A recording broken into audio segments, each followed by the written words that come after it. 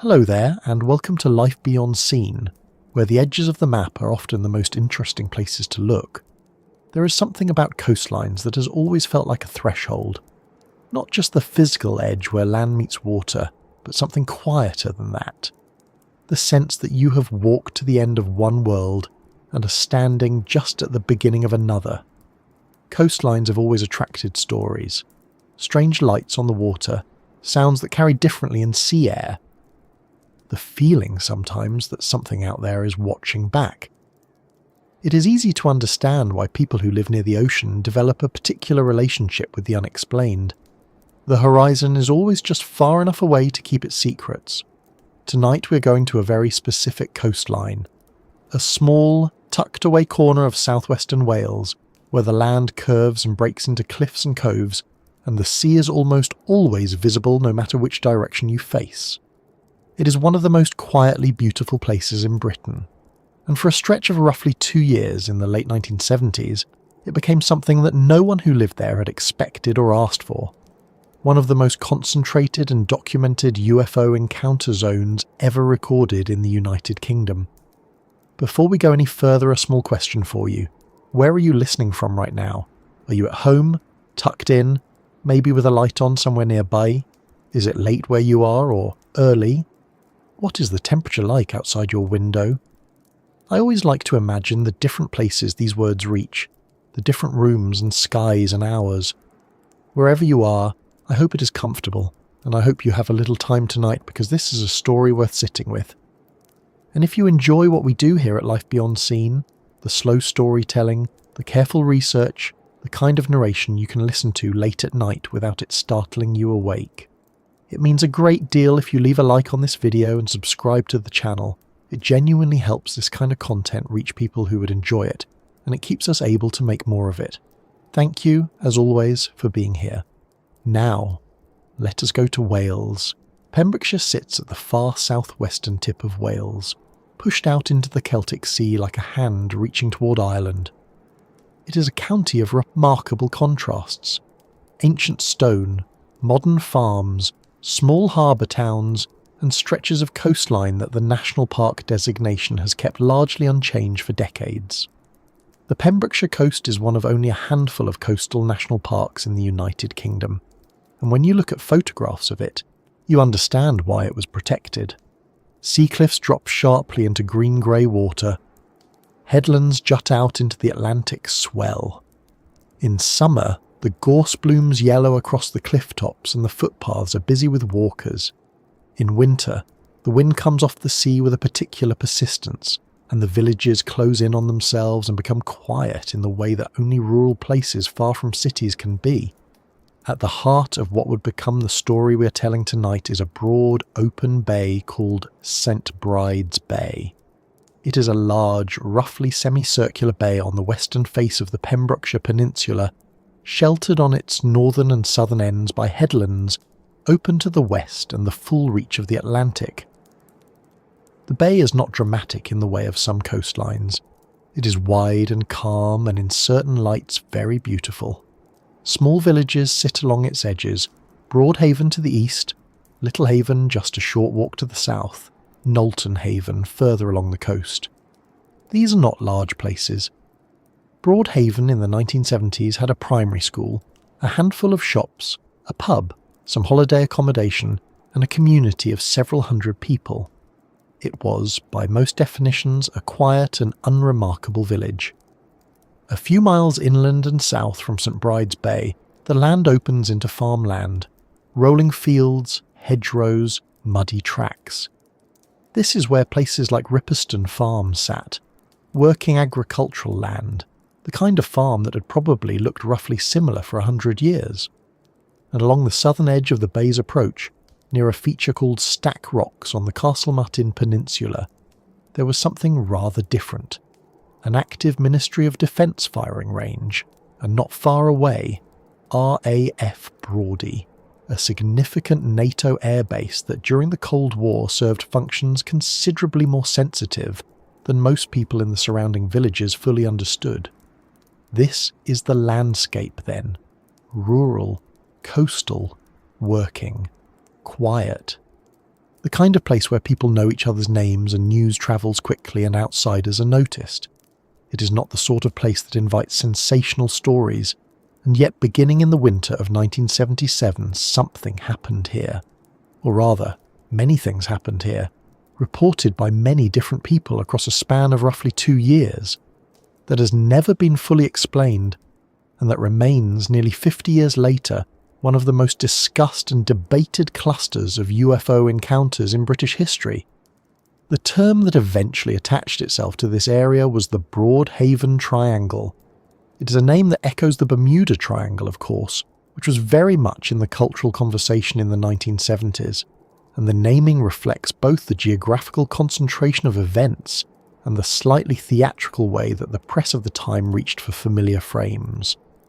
But underneath the catchy label is something worth examining carefully, a genuine accumulation of reported encounters from a range of witnesses who had no obvious reason to fabricate across a specific and mappable piece of geography within a relatively compressed period of time. What makes the Broadhaven case unusual, and this is something that researchers have returned to again and again, is not any single dramatic event, though there are several of those. It is the sheer variety of the witnesses: schoolchildren, farmers, a hotel owner, nurses, Coast Guard officers, people with nothing in particular connecting them except that they lived or worked in the same stretch of southwestern Wales. They reported similar things, and they reported them over and over again across the same 2-year period. The events that are best documented cluster between early 1977 and 1979, with the most intense activity concentrated in 1977. The year began, for this story, with an incident at a primary school that would set the tone for everything that followed. An incident so specific, so carefully recorded at the time, and so consistent across multiple young witnesses that it became, and has remained, the anchor around which the entire Broadhaven story is built. It is worth pausing here for a moment, before we move into the details, to say something about how we're going to approach this story. The Broadhaven Triangle sits in a space that is genuinely difficult to navigate. It is too well documented and too multi-witnessed to dismiss casually. But it also exists in a cultural moment, the late 1970s, the height of popular UFO fascination, that makes it impossible to simply take every account at face value without thinking carefully about context. We will look at the evidence as honestly as we can. We will look at the explanations that have been proposed. We will try to be fair to the witnesses, to the investigators, and to the genuine uncertainty that this case leaves behind. Because that uncertainty is real. It is not manufactured for drama. Nearly 50 years after a group of Welsh schoolchildren drew pictures of something they saw in a field next to their playground, no one has produced a completely satisfying explanation for what happened in and around St Bride's Bay during those 2 years. That is, quietly, a remarkable thing. Pembrokeshire in the mid-1970s was a place of working rhythms. Farming, fishing, some light tourism in the summer months. The county had an RAF base at Brawdy, which most locals knew about but whose precise functions were not widely discussed. There was a military firing range at Castle Martin. There were Coast Guard stations along the cliffs. Life moved at the pace that rural coastal life tends to move, steadily, seasonally, with the weather as the main variable. People were not, by and large, looking for strange things in the sky. They were managing farms, running small businesses, sending their children to village schools, and getting on with things. And then, in February 1977, a group of children at Broadhaven Primary School looked out across the school field and saw something that none of them had a ready word for. That moment, that specific afternoon in early February, in a small school in a small village on the edge of a Welsh bay, is where the documented story of the Broadhaven Triangle properly begins. The children told their teacher. The teacher was sceptical. The headmaster, to his credit, did something methodical and careful that would later prove enormously useful to everyone trying to understand what had happened. He separated the children and asked them to draw what they had seen. The drawings, when they were compared, showed something that was difficult to dismiss. Not because they were identical, children's drawings never are, but because the core elements matched in ways that were hard to attribute to simple copying or shared imagination. A silver craft, a dome, a shape roughly the size of a bus, and, in at least one account, a figure near the craft. That is where we are heading next, to that school, those children, and the afternoon in February 1977 that started everything. The village of Broadhaven still stands today much as it did then. The school is still there. The field where the children said they saw the craft is still there. People still live in the houses nearby, still walk the coast path along St Bride's Bay, still watch the weather come in off the Atlantic the way it always has. The landscape has not changed very much. But the story that began there in 1977 changed something about how that quiet corner of Wales is remembered. And it is a story that, once you start following it carefully, keeps opening into new rooms, new witnesses, new questions, and new reasons to keep listening. To understand why the events of 1977 landed the way they did in Pembrokeshire, it helps to spend a little time with the place, as it actually was before any of this began.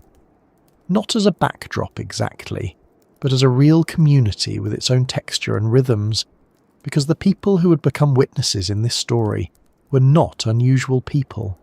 They were farmers and teachers and hotel owners and children living ordinary lives in a part of Wales that had no particular reputation for strangeness.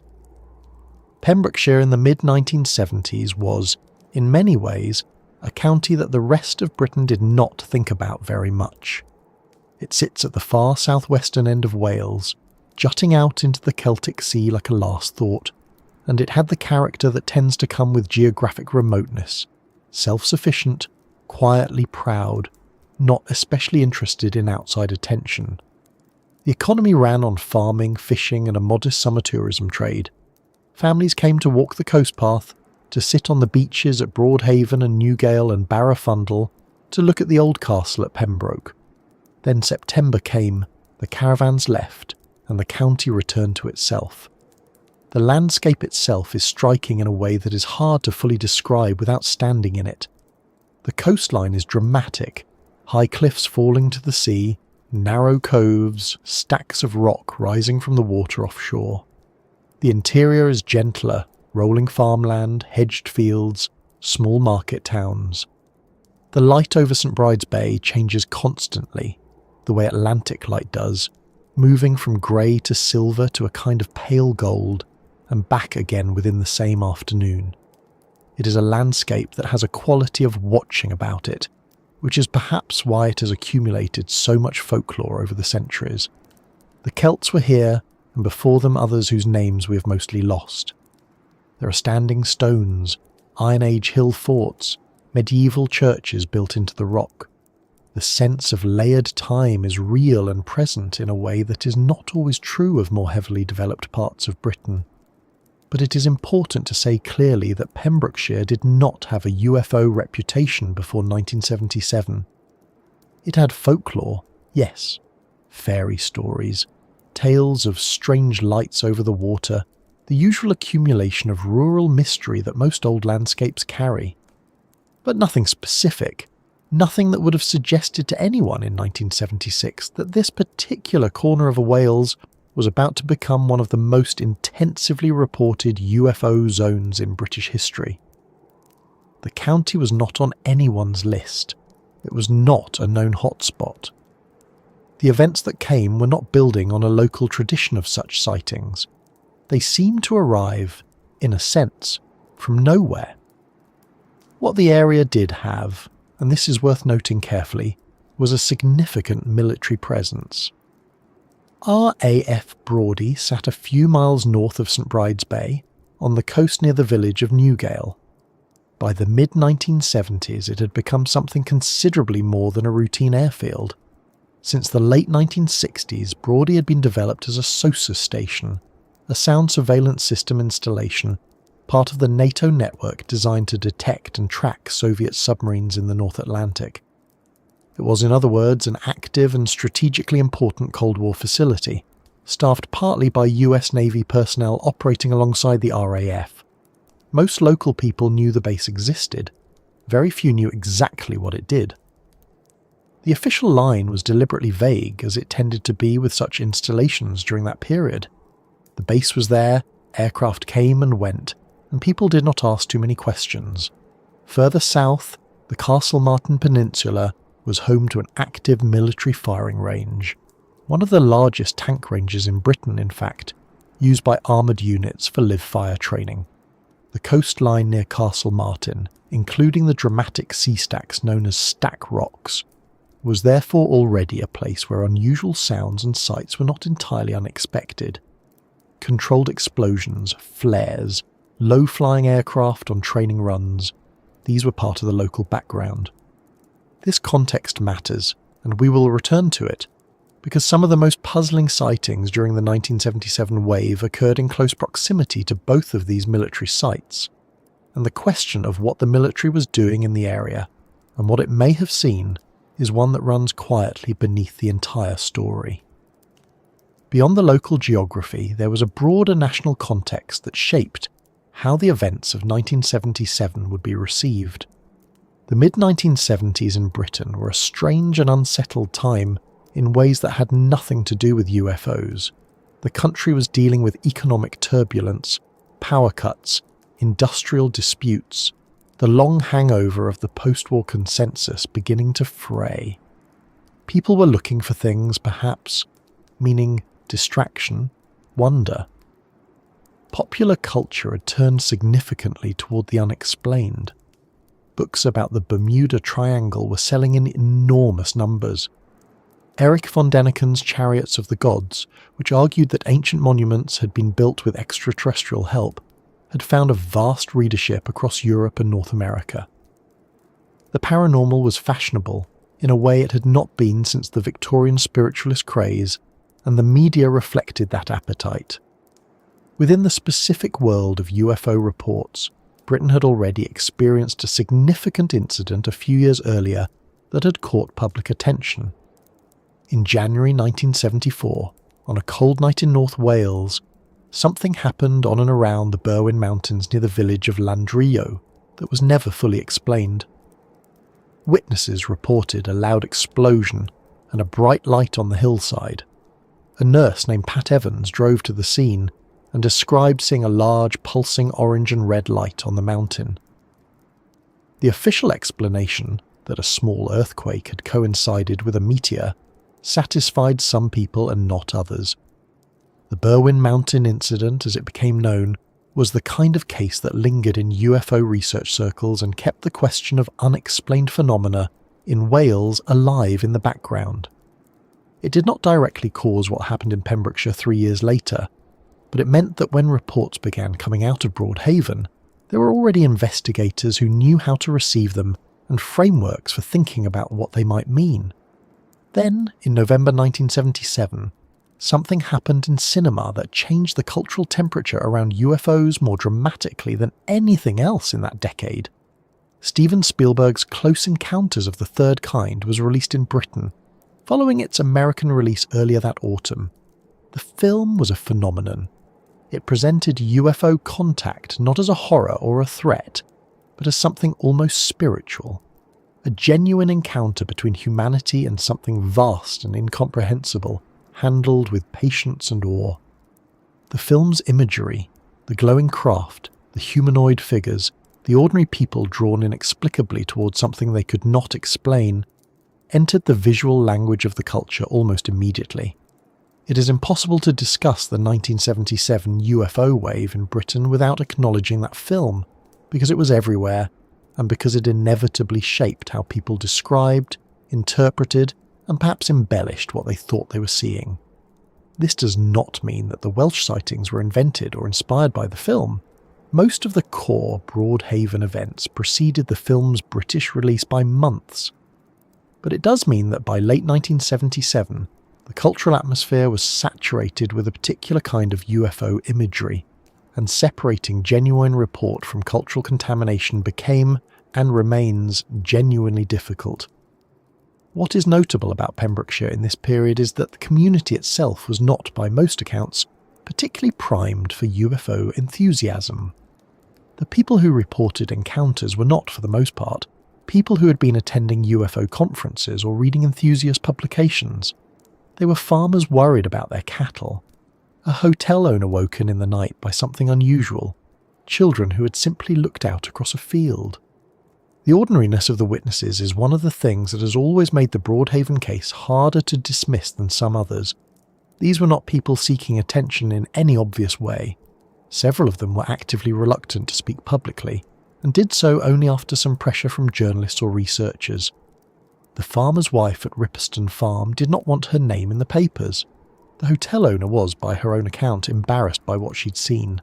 The schoolchildren were initially met with adult scepticism and had to push back against it. This reluctance is worth sitting with for a moment, because it runs counter to the assumption that often gets made about UFO witnesses, that they are looking for fame or excitement, that they have reasons to exaggerate or invent. Some witnesses certainly do have those motivations, but the pattern in Pembrokeshire during 1977 and 1978 was more often the opposite. People who had seen something were not sure what to make of it and were hesitant to say anything at all because they expected to be laughed at. Several witnesses described being ridiculed by neighbours or colleagues after their accounts became public. This is not the behaviour of a community that had collectively decided to manufacture a UFO wave for the attention. The Welsh character also plays a quiet role here, and it would be strange not to mention it. Wales has a particular relationship with its own interior life, a culture that has historically been comfortable with the idea that the world contains things that resist easy explanation, that landscape and story are intertwined, that some things are known without being fully understood. This is not to say that Welsh people are more credulous than anyone else.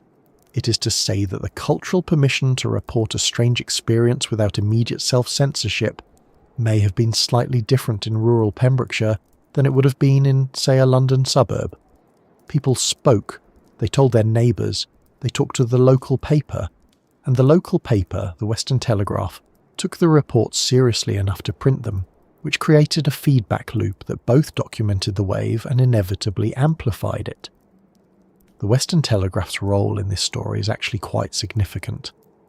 Without a local paper willing to cover the reports straightforwardly and consistently, many of the individual accounts would have remained private and unconnected. The paper gave the wave a public shape. It allowed witnesses to read about other witnesses and in some cases to come forward themselves after realising that their own experience was not as isolated as they had thought. Whether this also encouraged some people to embellish or invent, we cannot say with certainty. It is a reasonable question. But the core accounts, the ones that were documented earliest, most carefully, and most consistently, predate most of the media coverage, and they hold up reasonably well under scrutiny. By early 1977 then, Pembrokeshire was a county with an active military presence it did not fully understand. A population accustomed to working outdoors and watching the sky and the sea, a local press willing to take unusual reports seriously, and a national cultural moment that was becoming increasingly saturated with UFO imagery and interest. These conditions did not cause the events that followed, but they shaped the environment in which those events occurred and were recorded. They explain why what happened in February 1977 at a small primary school in the village of Broadhaven did not simply disappear into local gossip, but instead became the first documented event in what would grow into one of the most sustained and varied UFO encounter clusters Britain has ever produced. The school itself was an ordinary village primary school, the kind found in small communities across rural Wales, a modest building, a playground, a field. The children who attended it were local children, the sons and daughters of farmers and tradespeople and shopkeepers. They had no particular reason to be looking at the sky that February afternoon, and no particular reason to agree with each other about what they saw if they had not actually seen it. They were children, which means they were imaginative and impressionable and capable of being influenced by each other. All of that is true. But they were also, as the headmaster's careful experiment would demonstrate, capable of producing independent accounts that matched each other in ways that simple peer suggestion cannot fully explain. It was February 4th, 1977, a cold winter day on the Pembrokeshire coast. The kind of day when the Atlantic light is flat and grey and the fields are wet and the sky sits low over the bay. And in the field next to the school playground, according to 14 children, something appeared that none of them had seen before, and that none of them, even decades later, have fully walked back from. That afternoon, and what the headmaster did in response to it, is the place where this story truly begins to take shape, and it is to that afternoon that we now turn. February 4th, 1977 was a Thursday. School was in session at Broadhaven Primary, as it would be on any ordinary winter weekday in a small Welsh village.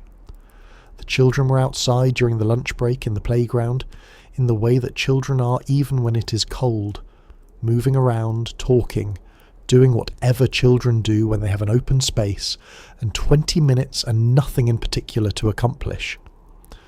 The field that ran alongside the playground was a quiet, unremarkable piece of ground. Grass, probably still damp from winter rain. The kind of field you look past rather than at. At some point during that break, a group of children noticed something in that field. Accounts vary slightly on the exact moment, as they always do with events that were not being recorded in real time. But the core of what they described is consistent. A silver object shaped roughly like a cigar, or a flattened disc depending on the child, sitting or hovering in the field beside the school. Some children described a dome on top. Some described a slight humming.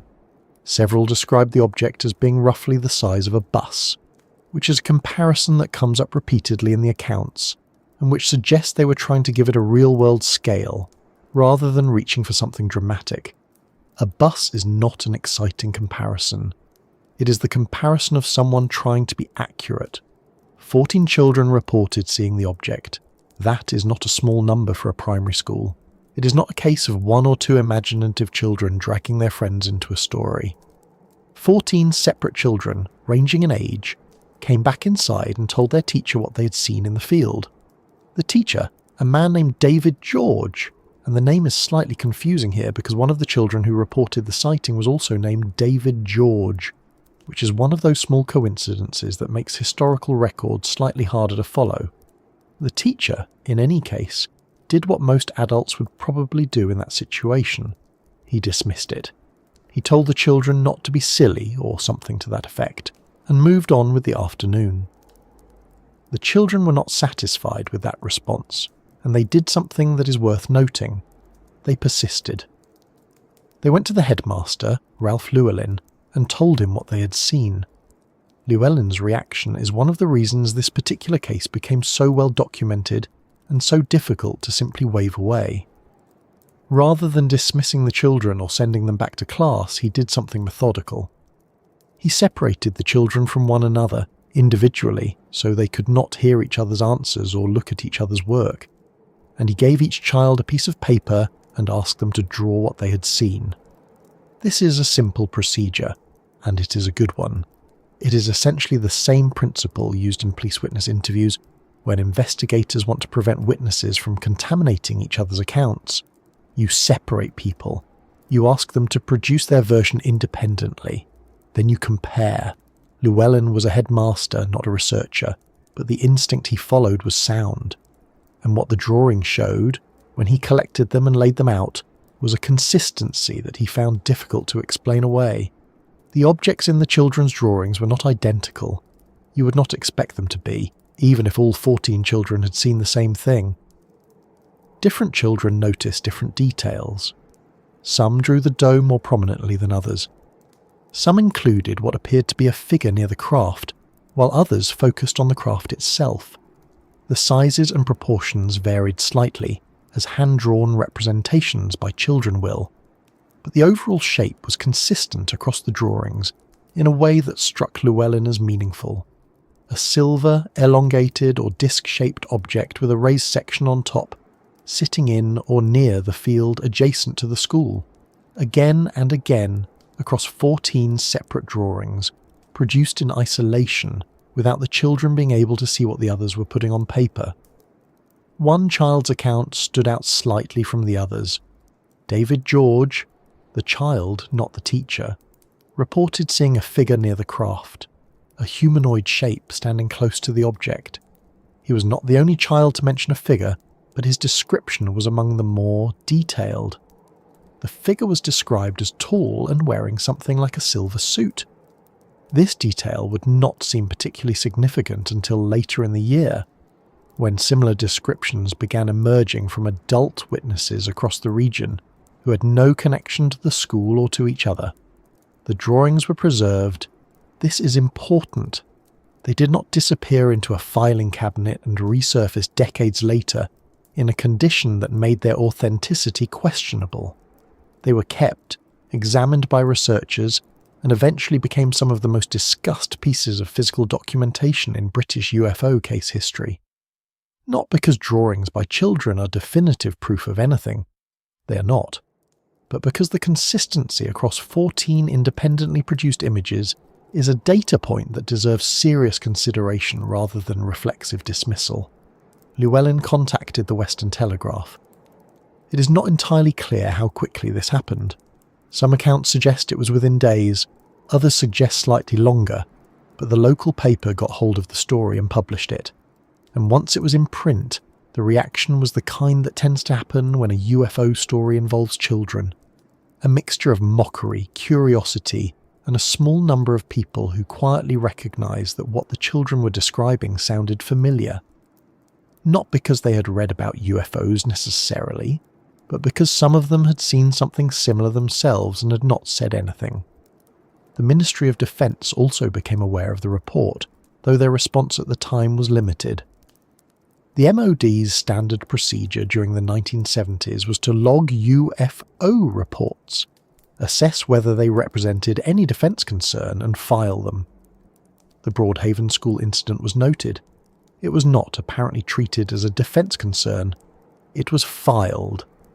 This is a pattern we will return to later in the story because the gap between what the MOD logged and what the MOD did about it is one of the more interesting aspects of the official record. What is worth pausing on here before moving forward is what exactly made this incident the anchor of the entire Broadhaven story. Because it did become that, and the reason is not simply that it happened first. There were other sightings in the region around the same period, some of which may actually predate the school incident by a few weeks. The reason the school incident became the defining event is partly the number of witnesses, partly the documentation method that Llewellyn used, and partly the nature of the witnesses themselves. Children are, in some ways, complicated witnesses. They are more susceptible to suggestion than adults, more likely to embellish, more likely to agree with a peer they trust, even if their own memory is uncertain. These are legitimate concerns and they should not be dismissed. But children are also, in other ways, less complicated witnesses. They are less likely to have pre-existing frameworks for what a UFO is supposed to look like. In 1977, before Close Encounters of the Third Kind had been released in British cinemas, before the wave of UFO documentaries and books that would follow, a rural Welsh schoolchild's mental image of what a spacecraft looked like was probably less developed than an adult enthusiast's would have been. The children were not drawing what they expected to see. They were drawing what they said they had seen, and the drawings matched each other. There is also the simple matter of motive. What would 14 schoolchildren in Broadhaven have to gain from inventing a UFO sighting and maintaining it consistently under separate questioning by their headmaster?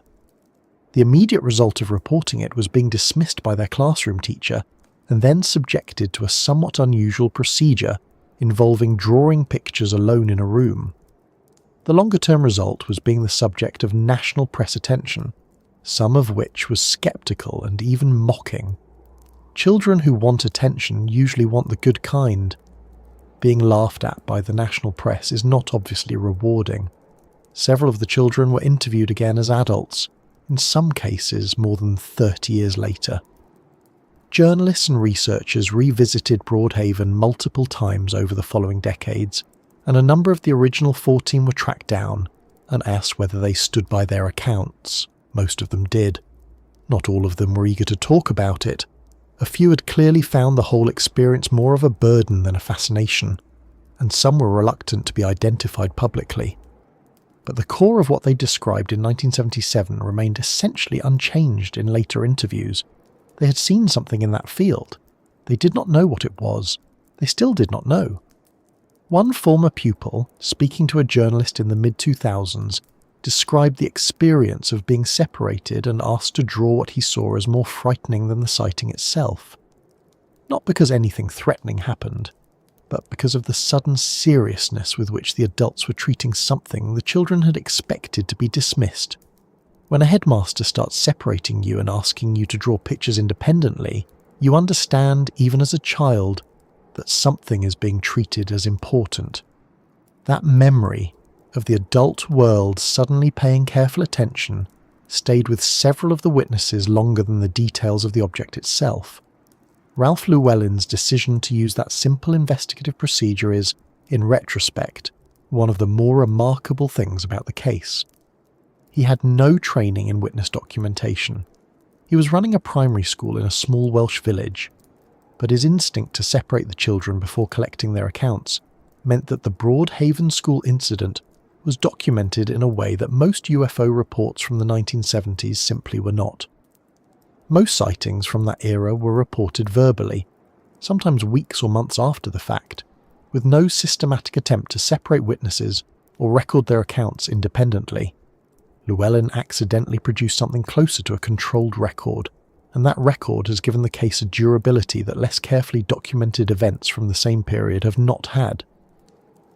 The field where the children said they saw the object was examined afterward, though accounts of what was found, if anything, are vague. Some sources mention marks in the grass, but these were never formally documented or measured in any way that would allow them to be assessed now. This is a recurring frustration in the Broadhaven case. Events that deserved careful physical investigation at the time were not investigated carefully at the time, and by the time serious researchers arrived, the physical evidence, if there had been any, was long gone. What remained was the testimony. 14 children, their drawings, and a headmaster who had been careful enough to create a record. That record became the foundation on which everything else in the Broadhaven story would eventually be built. Not because it proved anything in a final scientific sense, but because it established that something had happened in that field on February 4th, 1977, that a significant number of people had witnessed, that their accounts were consistent in ways that casual suggestion could not fully explain, and that the adults responsible for those children had taken it seriously enough to document it properly. The school incident was reported. The drawings were preserved. The Western Telegraph ran the story. And then, in the weeks and months that followed, something interesting began to happen across the wider region. Other people started coming forward, not because they had heard about the children and decided to invent their own version, or at least not all of them, but because the school incident had broken something open in the local community, a kind of permission to speak, and people who had seen lights over the bay or unusual shapes near the coast began to say so. The school was the first crack in the silence, and through that crack a much larger and stranger story began to pour. The Western Telegraph was a local newspaper, not a national one. It covered Pembrokeshire the way local papers do, planning disputes, fishing news, seasonal tourism, the small rhythms of a rural coastal community. It was not, by any reasonable measure, a publication that expected to find itself at the centre of a national story.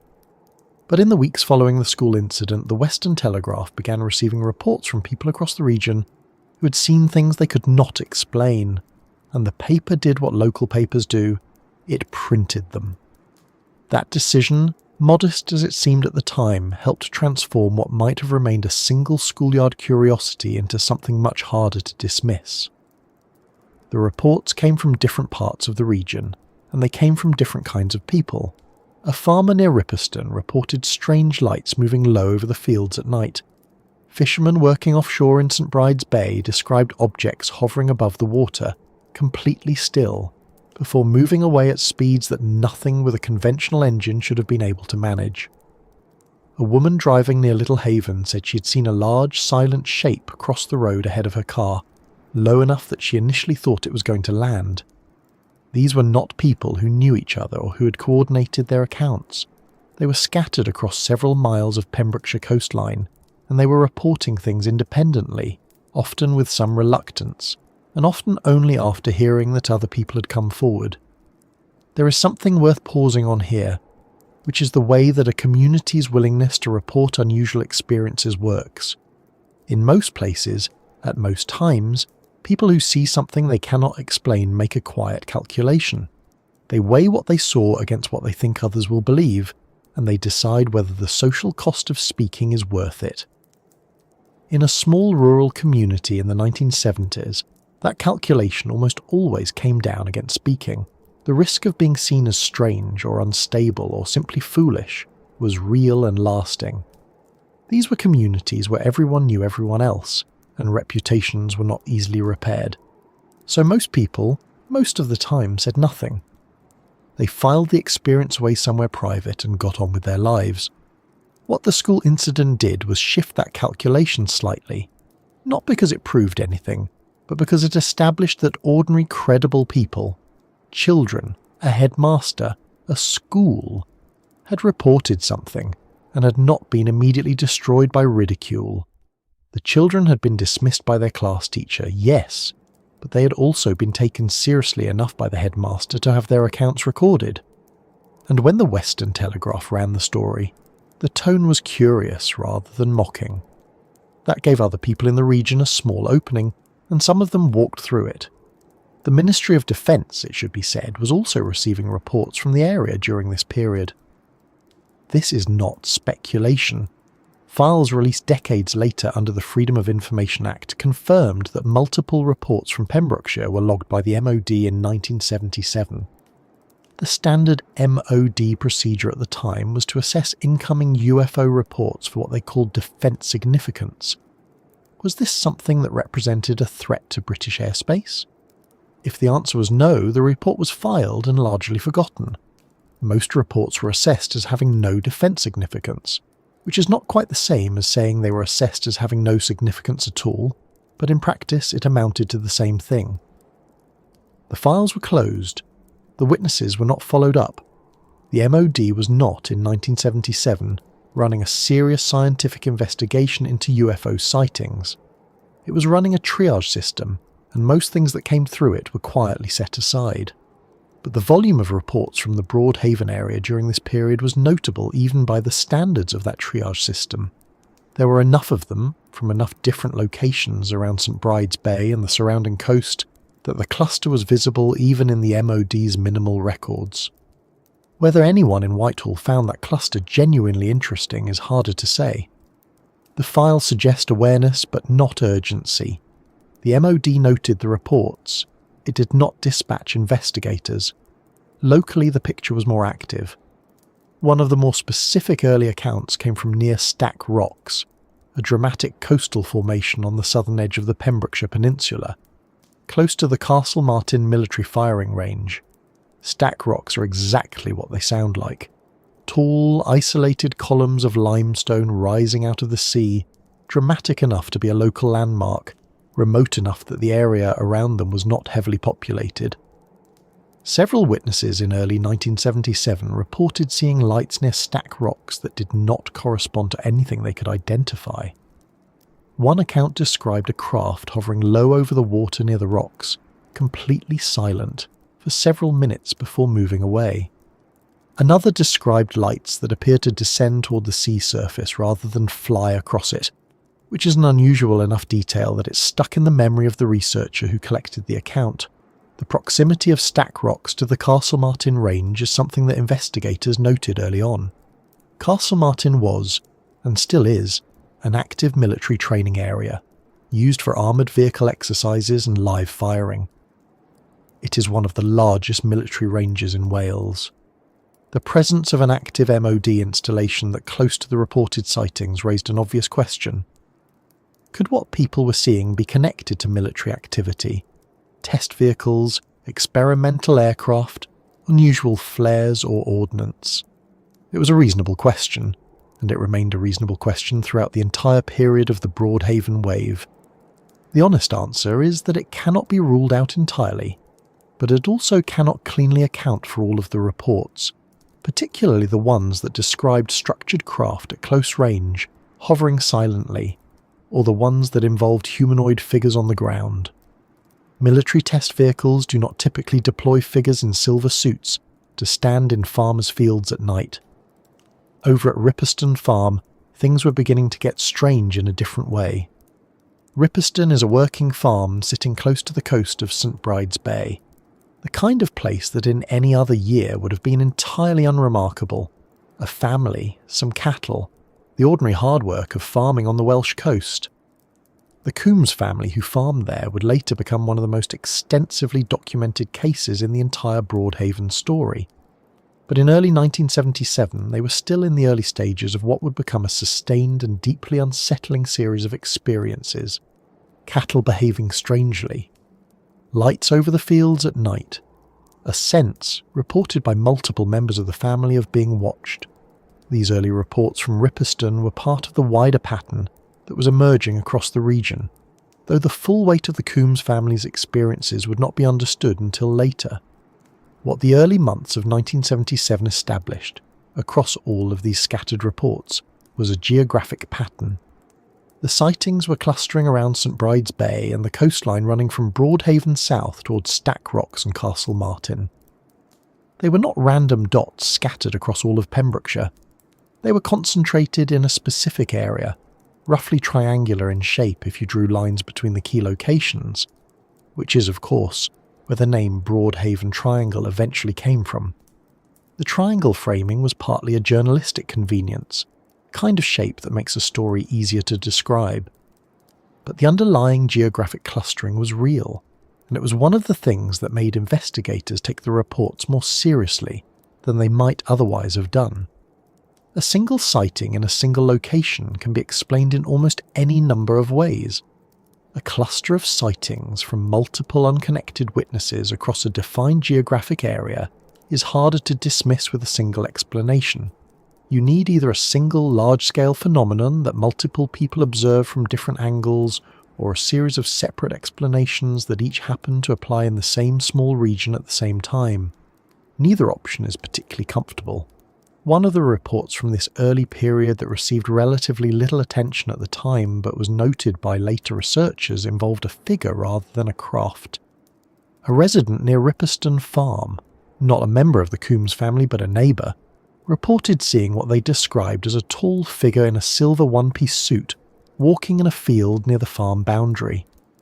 The figure was described as moving deliberately but strangely, in a way that the witness found difficult to characterise. Not injured, not rushing, just moving in a way that seemed somehow wrong, though the witness struggled to explain exactly what wrong meant in this context. The account was brief, and the witness did not pursue it publicly, but it was collected by local researchers, and it became one of the first appearances of what would turn out to be a recurring description across the entire Broadhaven wave: the tall, silver-suited figure moving alone near farmland or coastal ground. The fishermen's reports deserve a mention here, because they tend to get less attention than the land-based sightings, but are in some ways more interesting. Fishermen working the waters of St Bride's Bay in early 1977 described seeing lights at night that did not match the navigation lights of other vessels, did not match any lighthouse or coastal marker, and moved in ways that boats do not move. Some described lights that hovered completely still above the water surface, which is not something a boat does. Some described objects that appeared to descend into the water, which is a genuinely strange detail, and one that appeared in more than one independent account from the bay.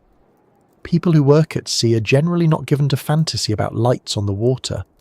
They spend their working lives reading the sea at night, distinguishing between what is a vessel, what is a marker, what is a reflection. When a fisherman says he saw something he could not identify, it is at least worth asking what he saw.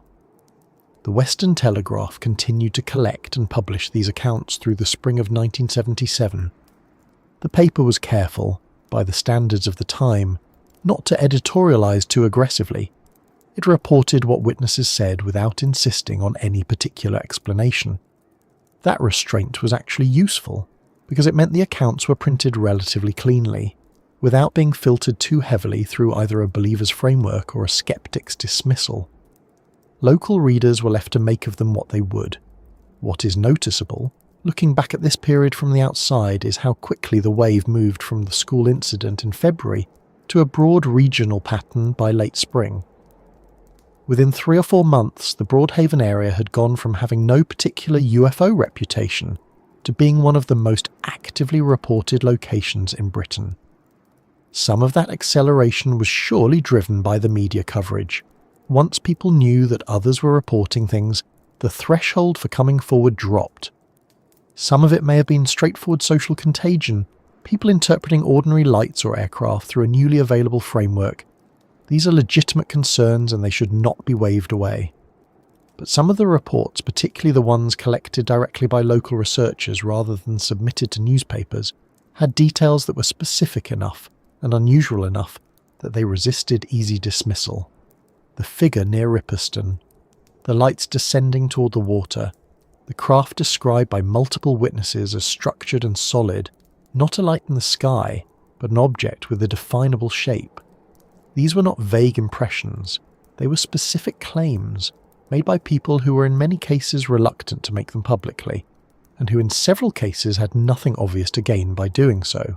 By the middle of 1977, researchers who had been following the initial reports began making their way to Pembrokeshire. The case had attracted enough attention that it was no longer just a local story.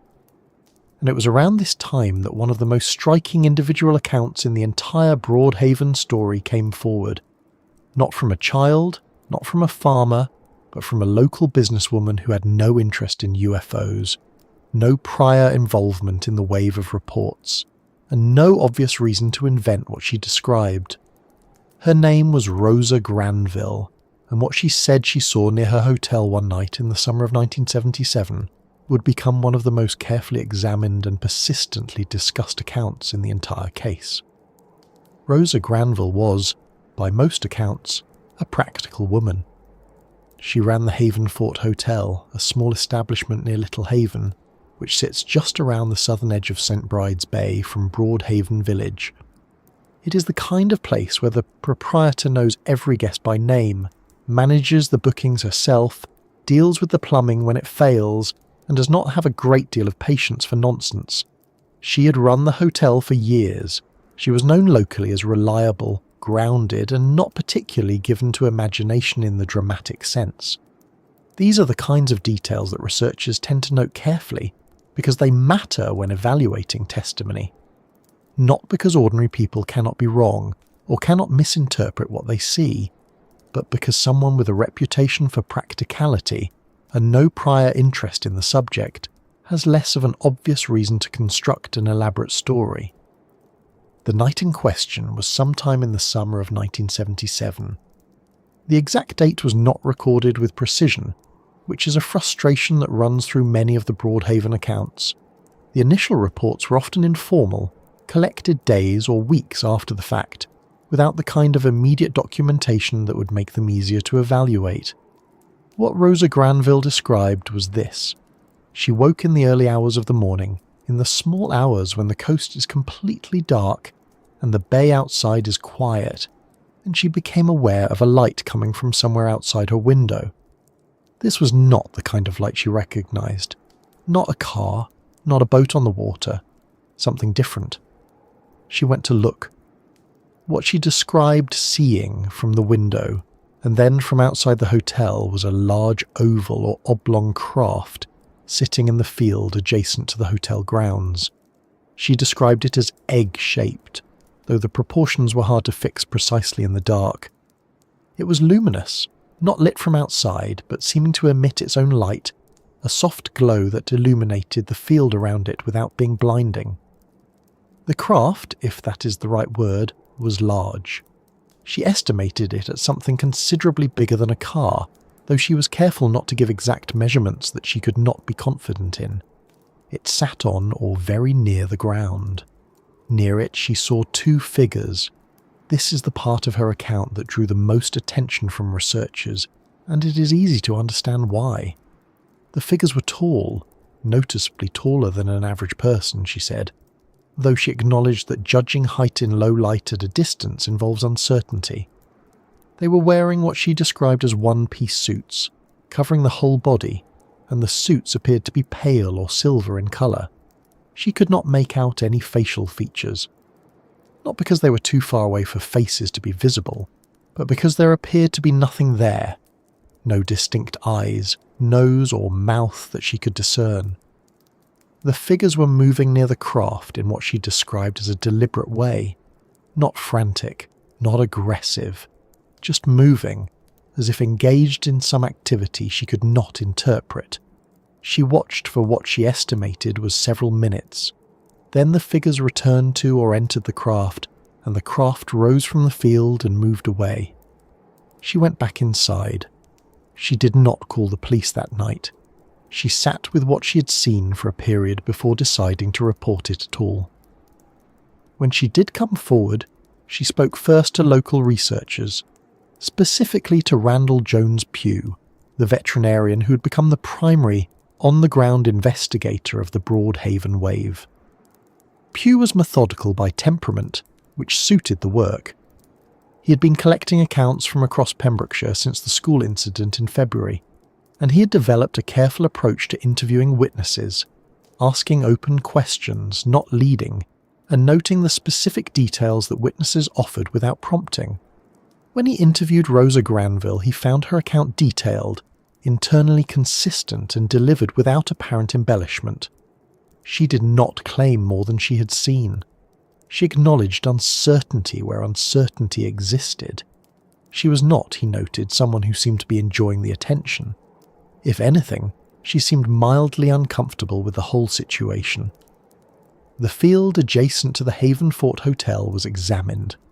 There were no obvious physical traces, no burned ground, no impressions in the soil that could be definitively linked to the account. This was a recurring problem across the Broadhaven cases. Physical evidence was either absent or ambiguous. The landscape around St Bride's Bay is exposed and frequently wet, which means the ground can be soft enough to show impressions, but also disturbed enough by weather and livestock that any marks are quickly confused or erased. The absence of physical evidence did not confirm or deny what Rosa Granville had described. It simply left the account standing on her testimony alone. What made investigators take her seriously, beyond her general reputation for reliability, was the specific overlap between her description and accounts that had come from other witnesses whom she had no known contact with. The tall figures in one-piece suits, the featureless faces, the deliberate, unhurried movement. These details had appeared in the account collected from the neighbour near Ripperston Farm months earlier. They would appear again in the Coombs family's experiences. Rosa Granville, as far as anyone could establish, had not read that earlier account. The Western Telegraph had published some reports, but the specific details of the Ripperston neighbour's description had not been widely circulated. She was not in any obvious way borrowing from a template. This is one of the genuinely interesting features of the Broadhaven case taken as a whole, and it is worth pausing on it for a moment. In many UFO waves, the accounts that emerge after the first major media report tend to converge on the details that were published. People read what others saw, and their subsequent reports, consciously or not, begin to echo those descriptions. This is a well-documented phenomenon in psychology, and it is a legitimate reason to be cautious about clusters of reports that emerge after heavy press coverage. But in the Broadhaven case, several of the most detailed humanoid accounts came from witnesses who were not closely following the media coverage, who lived in relatively isolated situations, and who in some cases had not heard the specific details that their own accounts ended up matching. That convergence is not proof of anything, but it is at minimum an interesting pattern that does not dissolve easily into the social contagion explanation. Rosa Granville's account also had a quality that researchers sometimes describe as the reluctant witness effect. She did not come forward eagerly, she did not seek publicity, she did not, as far as anyone could tell, derive any obvious benefit from telling her story. The Haven Fort Hotel was a small business that depended on local reputation, and in a rural community in the 1970s, claiming to have seen a landed craft and 2 featureless humanoids in the field next door was not necessarily good for trade. She told her story because she felt apparently that it was true and that it should be recorded. Then she largely stepped back from the public discussion of it. She did speak to journalists on a small number of occasions in the years that followed.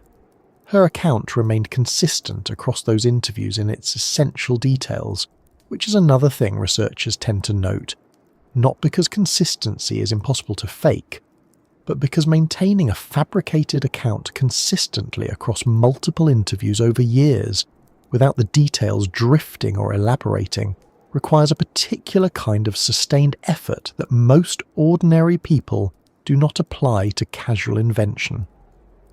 Her descriptions of the figures, the craft, the light, and the sequence of events stayed essentially the same each time she told it. One detail that she returned to in several accounts was the quality of the light emanating from the craft. She described it as warm rather than harsh, which is a strange detail to invent and a specific enough observation that it sits in the memory. She said it did not hurt to look at it, which she seemed to find surprising in retrospect. She had expected something that bright to be uncomfortable. The figures moved through this light without casting obvious shadows, which she found strange and which she mentioned without being prompted. These are the kinds of small sensory details that tend to appear in accounts that come from actual experience rather than imagination. They are too specific and too odd to be the obvious embellishments that someone constructing a story would reach for. The Haven Fort Hotel still stands near Little Haven. The field where Rosa Granville described the craft sitting is still there, behind the building, running down toward the coastal ground. If you visit, and people do occasionally, because the Broadhaven Triangle has accumulated a quiet tourist interest over the decades, the field looks completely ordinary in daylight. Grass, sea wind, the sound of the bay in the distance, which is, of course, how it would look. Most places where strange things have reportedly happened look completely ordinary afterward. That is one of the persistent frustrations of this kind of investigation. The landscape does not retain what occurred in it. What the landscape does retain is the record of who lived there and what they said. And Rosa Granville's account, collected in 1977 and preserved in the notes of Randall Jones Pugh, and in the subsequent research that built around the Broadhaven case, remains one of the most coherent and carefully delivered individual testimonies in the entire wave. It is not the most dramatic account. The Coombs family's sustained experiences at Ripperston Farm, which were ongoing rather than a single event, would eventually generate more attention and more documentation. But it is in some ways the clearest single snapshot in the whole picture. One woman, one night, a field she knew well, something she had no framework for and no particular desire to describe publicly, and a description that matched in its key details accounts from people she had not spoken to. Randall Jones. Pugh included her testimony in his documentation of the Broadhaven wave, and it was later referenced in the book that he and Gavin Gibbons produced about the events at Ripperston Farm. The book, The Uninvited, focused primarily on the Coombs family, but it drew on the wider cluster of accounts from across the region, and Rosa Granville's encounter was part of that broader pattern. Researchers who came to the case later, reviewing the original documentation, consistently found her account among the harder ones to explain away. Not impossible to explain, but harder. The hoax hypothesis, which would later be applied to some of the humanoid sightings in the area, runs into particular difficulty with her account. She was on her own property, in the middle of the night, and there was no obvious mechanism by which a prankster could have arranged what she described without her recognising the situation as a prank. The question of hoaxing is one that the Broadhaven case has never entirely escaped, and it is a fair question to keep in view. But it is worth noting that hoaxing as an explanation works most cleanly when there is a clear candidate, a clear motive, a clear opportunity, and a clear account that the hoax would explain. In Rosa Granville's case, none of those elements fit neatly. The nearest candidate that researchers would later identify, a local man known to have worn a silver suit as a prank during this period, does not map comfortably onto a nighttime encounter on private hotel grounds, with two figures rather than one, and a large luminous craft that no prankster's wardrobe would account for. The silver suit question is worth examining carefully, and the story will return to it in time, but it cannot be applied wholesale to every humanoid account in the Broadhaven wave without doing some violence to the actual details of those accounts. For now, what matters is that by the summer of 1977, the Broadhaven Triangle had produced something that most UFO waves do not produce: multiple independent accounts of not just lights in the sky, but structured objects at close range and humanoid figures on the ground. The school children had described a craft in a field. Rosa Granville had described a craft in a field and two figures beside it. The neighbour near Ripperston had described a figure alone in a field, and the Coombs family, farming at Ripperston itself, were living through something that had been going on since early in the year and showed no signs of stopping. Their experience was not a single night's encounter. It was a sustained, accumulating series of events that would eventually make Ripperston Farm the most intensely investigated location in the entire Broadhaven case, and one of the most discussed farmsteads in the history of British UFO research. Ripperston Farm sits about 1.5 miles from the village of Broadhaven, on a stretch of land that runs toward the western edge of St Bride's Bay. It is working farmland, or it was in 1977, the kind of place where the days are long in summer and the winters come in hard off the Atlantic, where the sound of the sea is always somewhere in the background and the nearest neighbour is not particularly close. Billy and Pauline Coombs lived there with their children, farming the land in the way that families in that part of Pembrokeshire had done for generations. They were not people with any particular interest in UFOs. They were not people who had sought out strange experiences or who had any reason to construct them. They were a farming family with a farm to run, and what began happening to them in 1977 was by any measure deeply unwelcome. The first reports from Ripperston were not dramatic. Lights over the fields at night, which, in a coastal area, might have any number of explanations.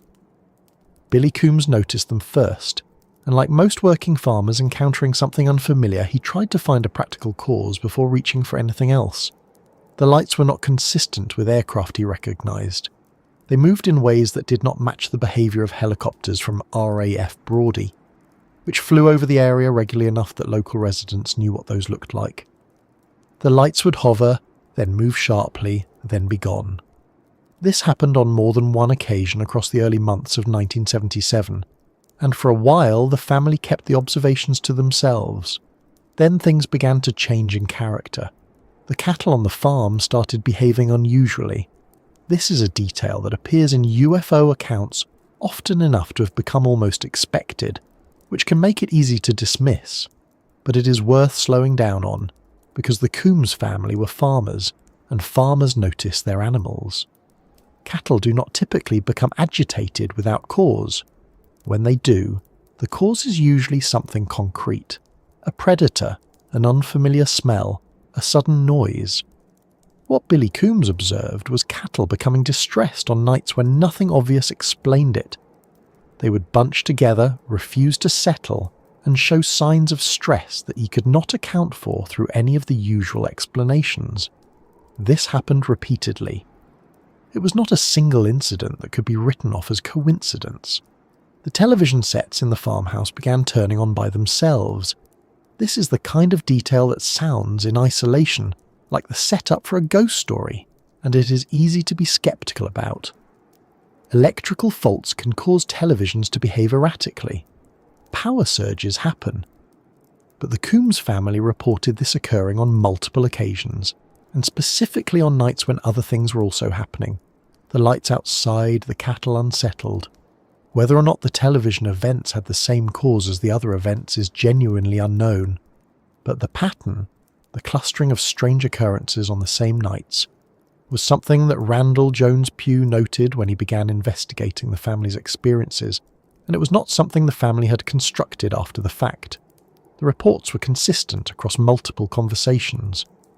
The incident that most people associate with Ripperston Farm and the one that made it into the wider documentation of the Broadhaven case most prominently, happened when Pauline Coombs looked out of the farmhouse window at night and saw a figure standing in the farmyard.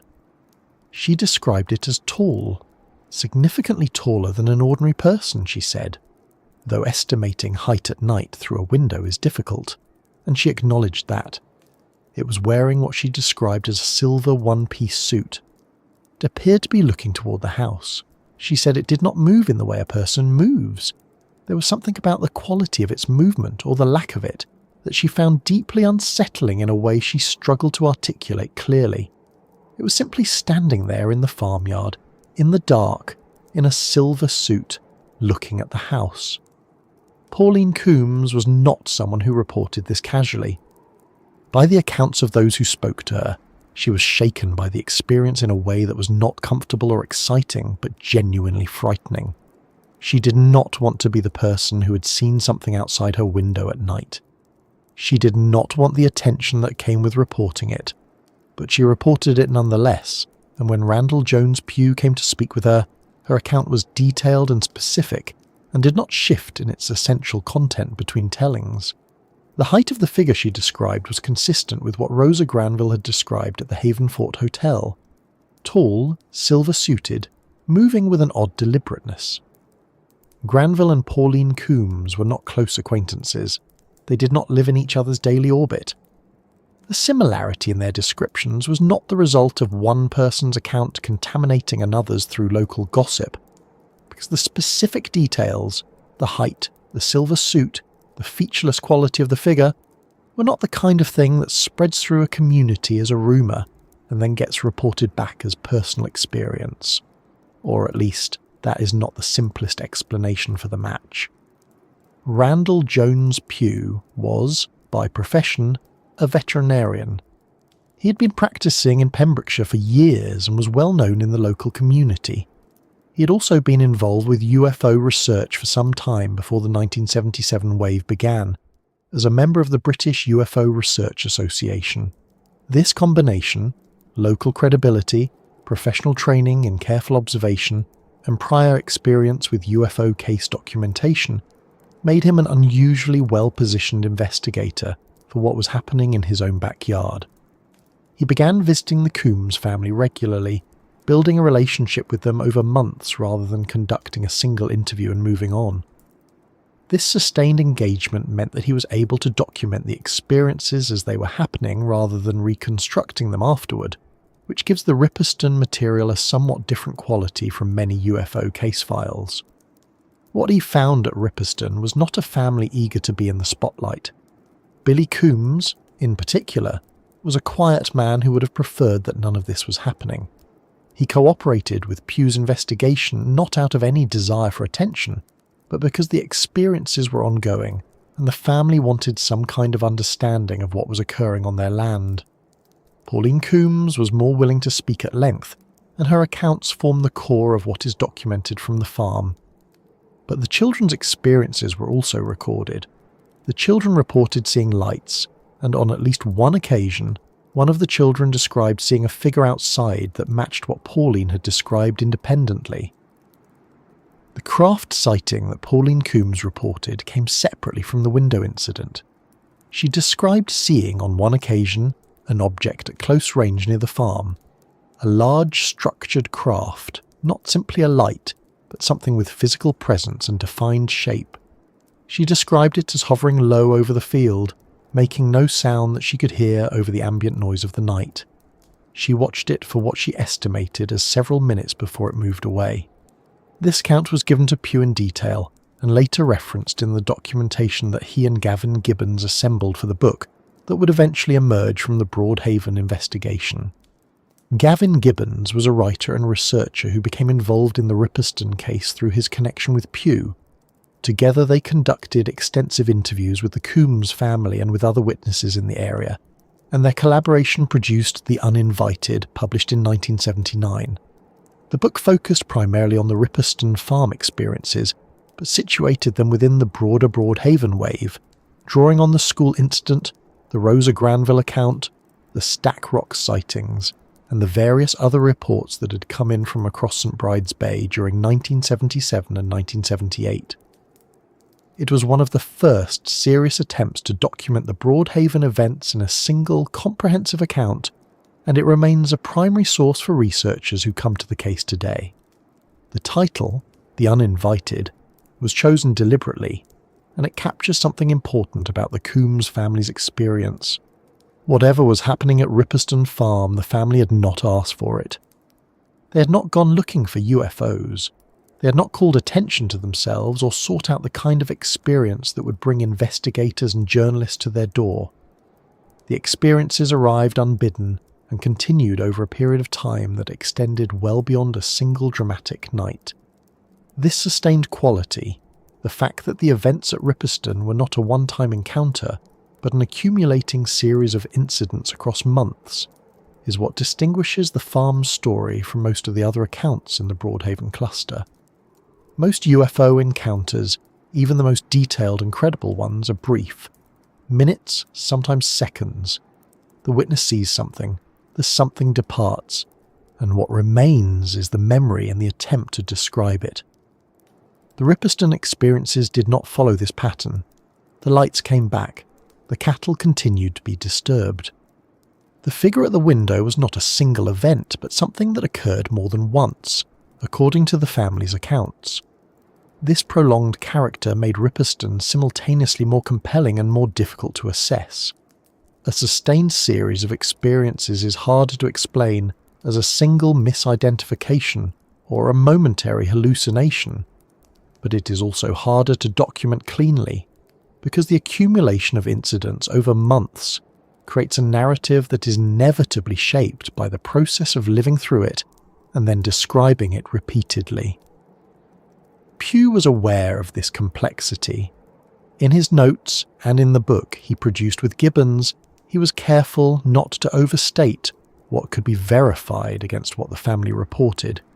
He documented specific incidents with specific dates where he could establish them, and he was honest about the cases where the timeline was approximate or the details were less certain.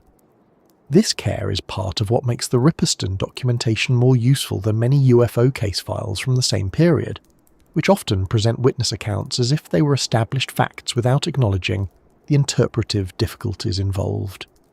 The farm itself became something of a focal point for the broader investigation. Pugh visited repeatedly, and other researchers came to Ripperston during 1977 and 1978 to speak with the family and examine the land. The field where the craft had been seen was inspected, though no physical traces were found that could be definitively linked to the reported events.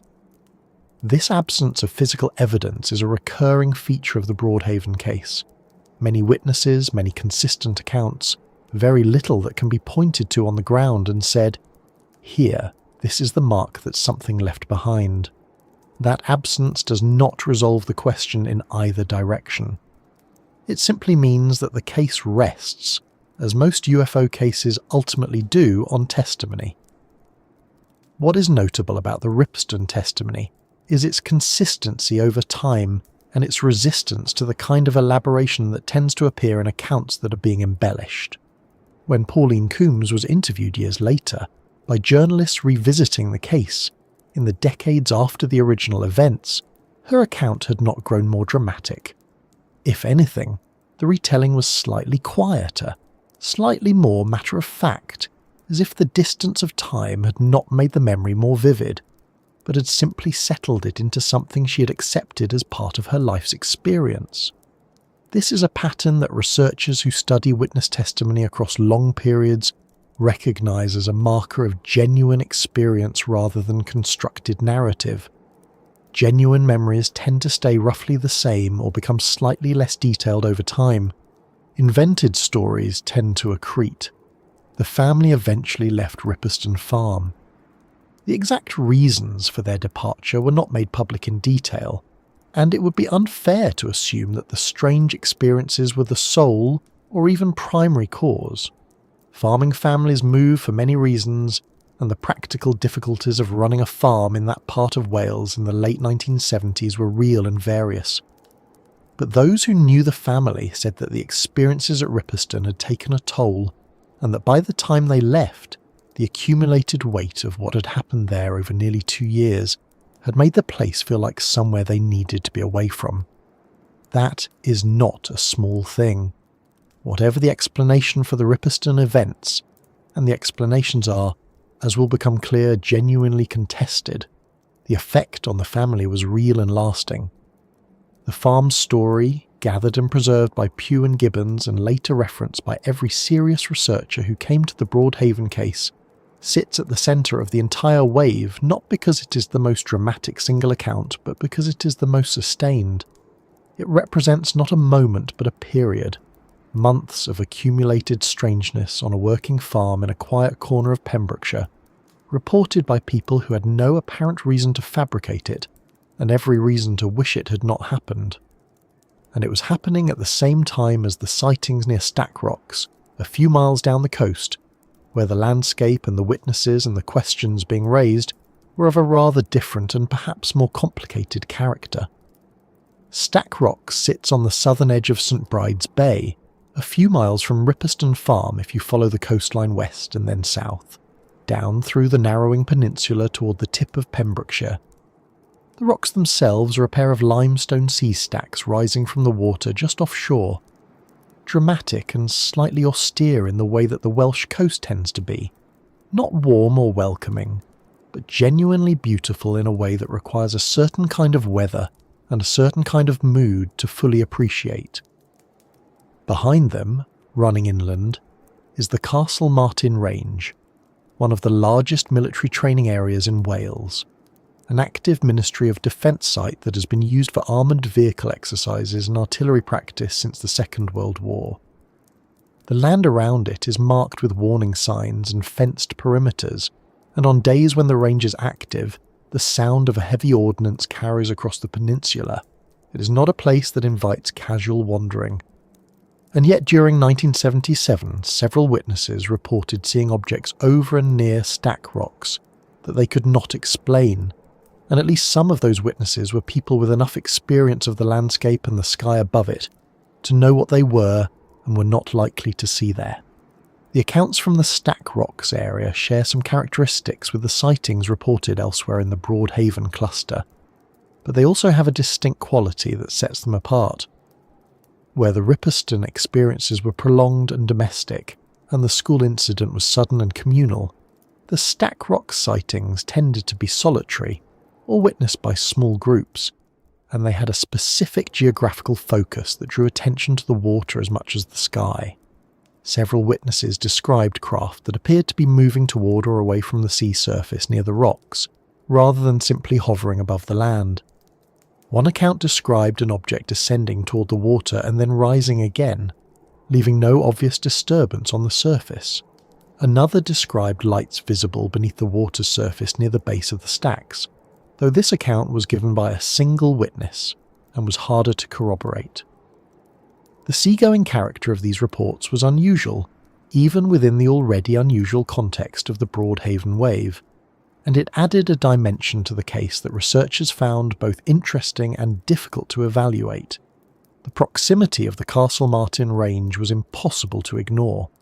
Here was an active military installation, with restricted airspace and regular operations, sitting directly adjacent to the area where these sightings were being reported.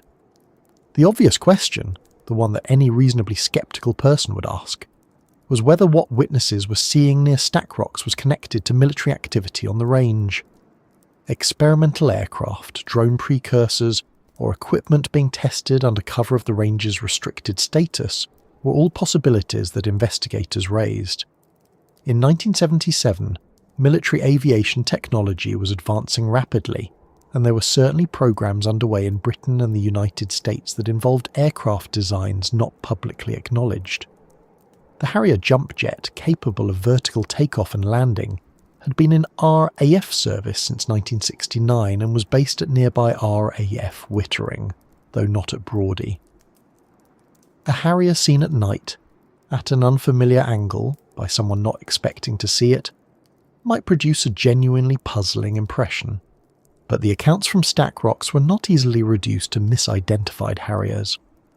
The behaviours described, the apparent entry into or emergence from the water, the hovering without sound at distances that would have made a jet engine clearly audible, the sharp directional changes, were not consistent with any aircraft in the publicly known British inventory of the period. This does not mean the explanation was impossible. It means the explanation required either classified technology significantly beyond what was publicly known, or something else. Both possibilities were uncomfortable in different ways. RAF Brawdy, a few miles north along the coast, added another layer of complexity. The base was not primarily a flying station by the late 1970s. Its most significant role during this period was as a SOSUS facility, part of the sound surveillance system, a network of hydrophones on the Atlantic seabed used to track Soviet submarine movements during the Cold War.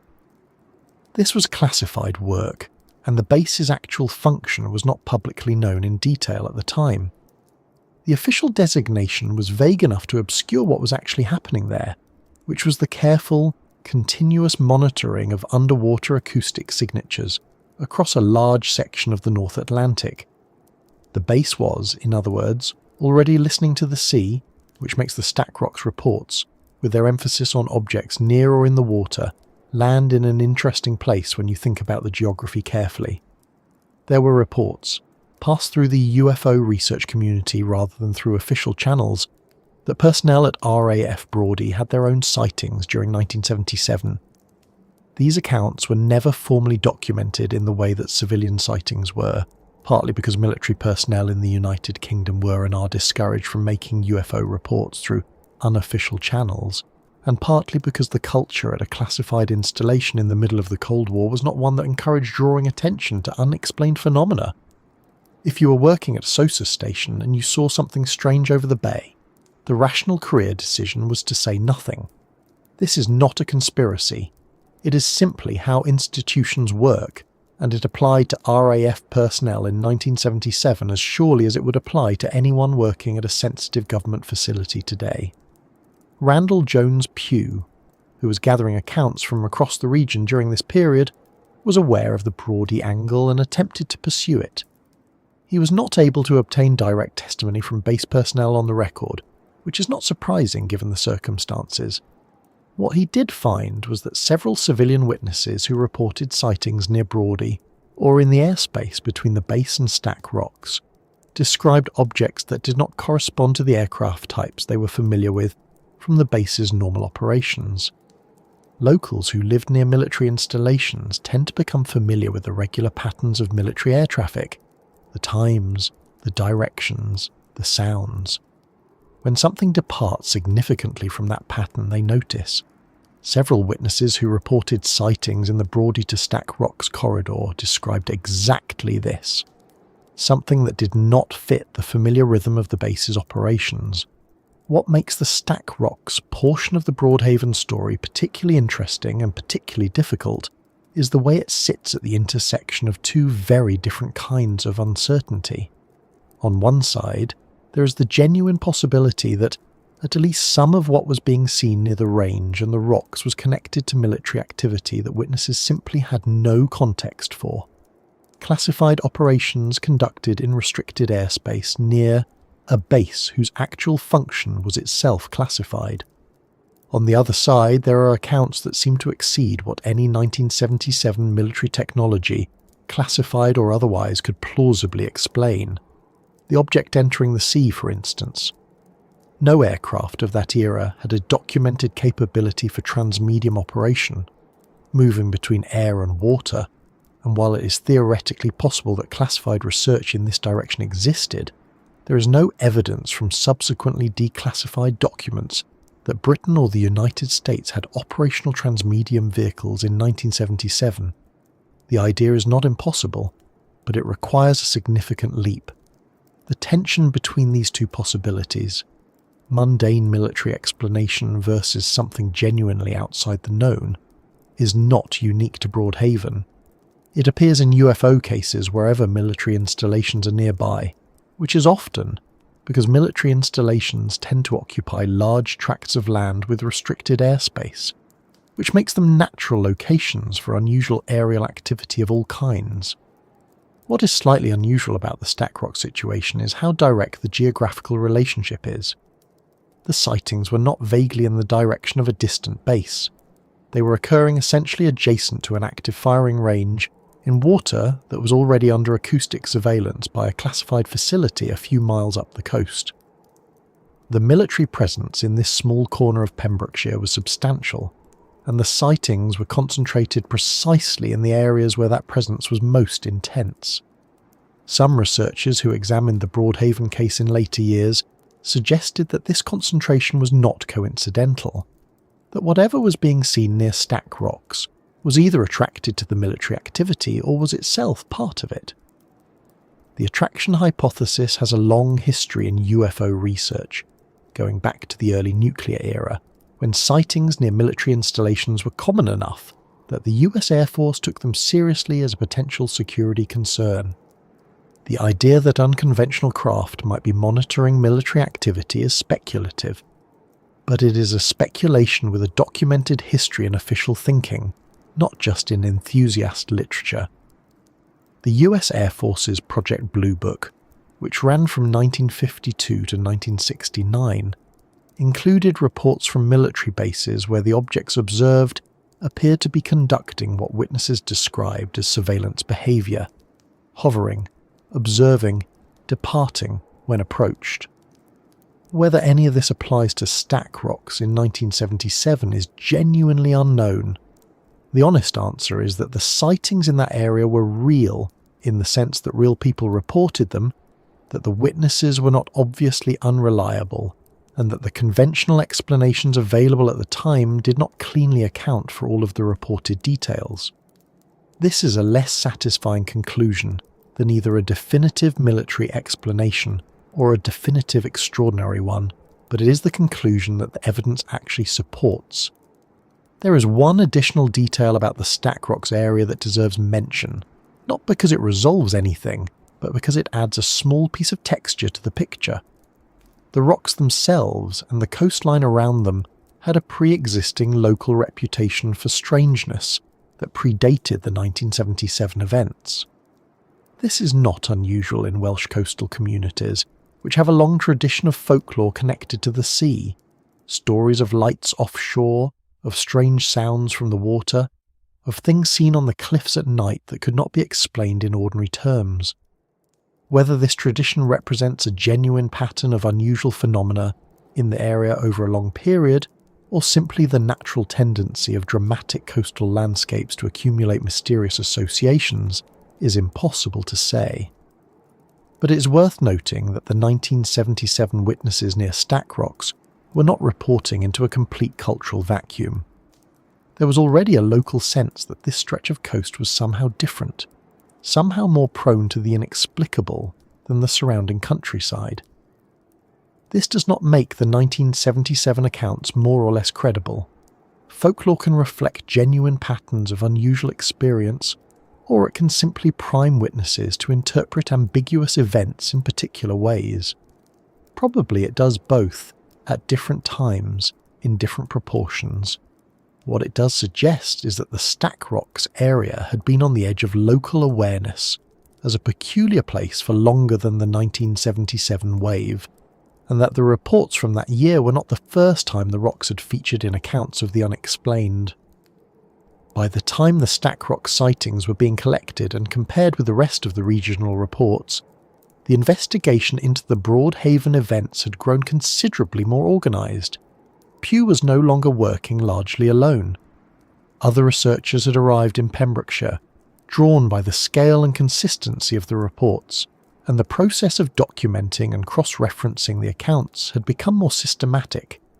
Understanding who those investigators were, how they worked, and what methods they brought to a case that was genuinely unlike anything most of them had encountered before, is the next part of the story. Randall Jones, Pugh was not by training the kind of person you might expect to become the central figure in one of Britain's most documented UFO investigations. He was a veterinarian. He worked in Pembrokeshire, knew the land and the farming communities, and had spent years building the kind of quiet, professional trust that rural practitioners earn slowly over time. People knew him. They called him when their animals were sick, when something was wrong on the farm, when they needed someone reliable who would come out in bad weather without complaint. He was, in other words, exactly the kind of person a frightened farming family might be willing to talk to about something they were reluctant to say out loud to a stranger. Pugh had developed an interest in UFO research before 1977, but it was the scale and proximity of the Pembrokeshire events that transformed him from an interested observer into a working investigator. He was already a member of the British UFO Research Association, known as BUFORA, which gave him access to a broader network of researchers and a set of investigative frameworks that had been developed over years of casework across the country. When the reports began accumulating in early 1977, Pugh was in a position that no outside researcher could easily replicate. He was already there.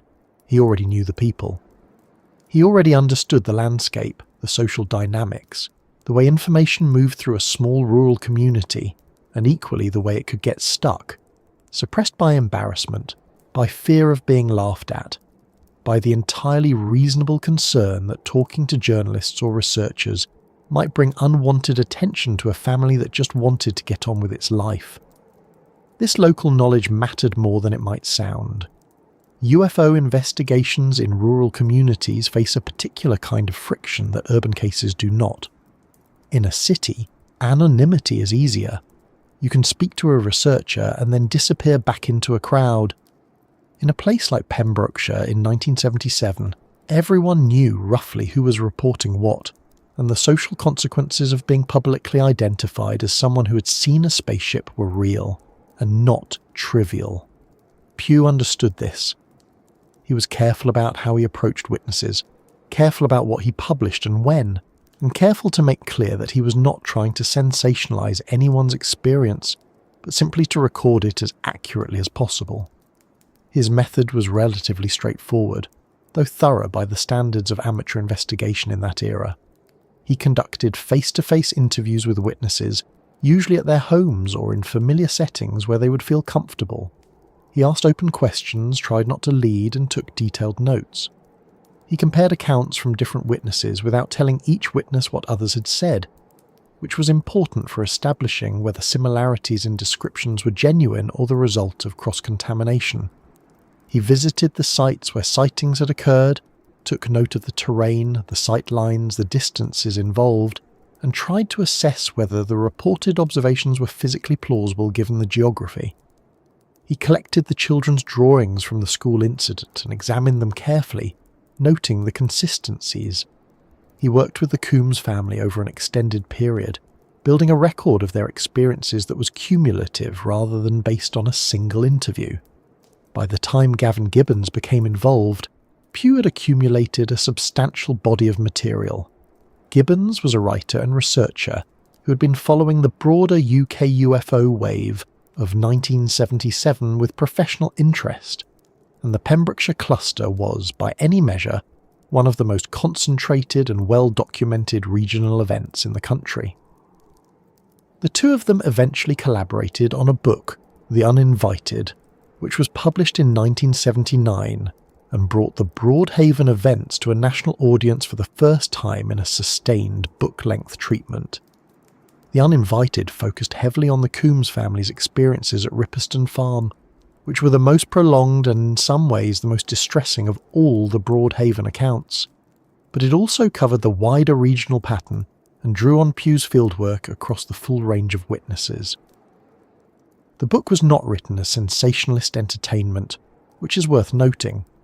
It was careful, it acknowledged uncertainty, and it presented the witnesses' accounts in their own words as much as possible, rather than dramatising or embellishing them. This made it, in some ways, a less exciting read than the UFO books that surrounded it in that era, but it also made it a more reliable document. Researchers who came to the Broadhaven case in later decades found The Uninvited useful, precisely because Pugh and Gibbons had resisted the temptation to tidy the story up or force it toward a conclusion it did not support. BUFORA's involvement gave the investigation a more institutional dimension. The British UFO Research Association had been active since 1962, and by 1977 it had developed investigation protocols, a network of regional investigators, and a journal that published case reports in a format that at least aspired to systematic documentation. Bufora investigators visited Pembrokeshire during the wave, conducted their own interviews, and added the Broadhaven cases to their national database. The organisation's involvement meant that the Pembrokeshire reports were being cross-referenced against the broader national picture, which helped establish that the cluster was genuinely unusual, even by the standards of a year that produced an extraordinary number of UFO reports across Britain. One of the challenges that both Pew and the Bufora investigators faced was the question of physical evidence. Witness testimony, however consistent and credible, is always vulnerable to the objection that memory is unreliable, that perception under unusual conditions can mislead even honest people, and that the human tendency to find patterns and shapes in ambiguous stimuli is well documented. Physical evidence, traces on the ground, electromagnetic anomalies, photographs, recordings, is harder to dismiss. The Broadhaven cases produced very little of it. There were some reports of ground traces near Ripperston Farm, areas where the grass appeared flattened or burned, but these were not formally analysed in ways that produced reliable data. There were no photographs of the craft or figures that survived scrutiny. The children's drawings were consistent, but drawings are documents of perception, not of the thing perceived. This absence of physical evidence was not unique to Broadhaven. It is, in fact, one of the most persistent frustrations in UFO research generally, and the Pembrokeshire investigators were working with the same limitations that every serious researcher in this field encounters. Pew was honest about this. He did not claim that the lack of physical evidence meant the sightings had not occurred. He also did not claim that witness testimony alone was sufficient to establish what the witnesses had actually seen. He held the uncertainty carefully, which is probably the most intellectually honest position available given the material he was working with. There was also the question of how to handle the Coombs family's experiences, which went beyond simple sightings into territory that even sympathetic researchers found difficult to assess. The family reported not just visual encounters, but a sustained pattern of strange events at the farm. The television turning on by itself, the cattle behaving in ways that suggested distress or agitation, without obvious cause, the sense of being watched, the figure at the window. These kinds of poltergeist-adjacent experiences sit uncomfortably even within UFO research, because they suggest either that the witnesses were experiencing something genuinely unusual, at a level that goes well beyond aerial phenomena, or that the family was in a state of heightened anxiety that was causing them to interpret ordinary events in extraordinary ways. Pew did not dismiss the Coombs family, but he also noted in his documentation that the sustained nature of their experiences made them harder to evaluate than a discrete sighting event. The farm was eventually investigated not just for UFO activity, but for its general atmosphere, and some researchers who visited it described feeling an unusual quality of unease, though what weight to give that kind of subjective impression is, of course, a matter of judgment. Nick Pope, who worked at the Ministry of Defence and later became one of Britain's most prominent public commentators on UFO cases, came to the Broadhaven material somewhat later than the original investigators. Pope managed the MOD's UFO desk from 1991 to 1994, during which time he had access to official files and developed a serious interest in cases that seemed to exceed conventional explanation. He has written and spoken about the Broadhaven events in the years since, noting that the case represents one of the more compelling clusters in the British record, precisely because of the number of witnesses, the variety of their backgrounds, and the consistency of certain specific details across unconnected accounts. Pope's engagement with the case brought it to a new generation of researchers and helped ensure that it remained part of the active conversation in British UFO research rather than fading into the archive. One thing that the investigators, Pew, Gibbons, the Bufora team, and later commentators, all grappled with was the social and psychological environment in which the Broadhaven events occurred. A wave of this kind, once it becomes public, creates conditions that make it genuinely difficult to separate independent reports from reports that have been influenced by prior knowledge of other reports. After the school incident became news in February 1977, everyone in the area knew that something was being reported. The Western Telegraph was covering it. People were talking. A farmer who then saw an unusual light over his field was not reporting into a neutral environment. He was reporting into a community already primed to interpret unusual observations in a particular way. This does not mean his sighting was not real, or that his description was not accurate. It means that the investigative challenge of establishing which reports were genuinely independent became harder as the wave progressed. Pugh was aware of this. He paid particular attention to reports that had been made before the school incident became widely known, or to witnesses who could demonstrate that they had not been following the news coverage. The Rosa Granville encounter, for instance, was significant partly because Granville was not someone who had been actively engaged with the UFO reports in the area. She was a businesswoman running a hotel, not a UFO enthusiast, and her account was given with a directness and a lack of embellishment that investigators found notable. The Coombs family, similarly, were not people who had sought out the topic. The events came to them, or so they reported, and they found the experience distressing rather than exciting. The investigators also had to navigate the relationship between their work and the press. The Western Telegraph and later national newspapers were interested in the story, and there was a natural tension between the investigators' desire to conduct careful, methodical work and the press's appetite for dramatic accounts and quick conclusions. Pugh was generally cautious about what he shared publicly and when, understanding that premature publication could compromise ongoing witness relationships and could also attract attention that would make further investigation more difficult. This caution was not always popular, but it was probably the right call.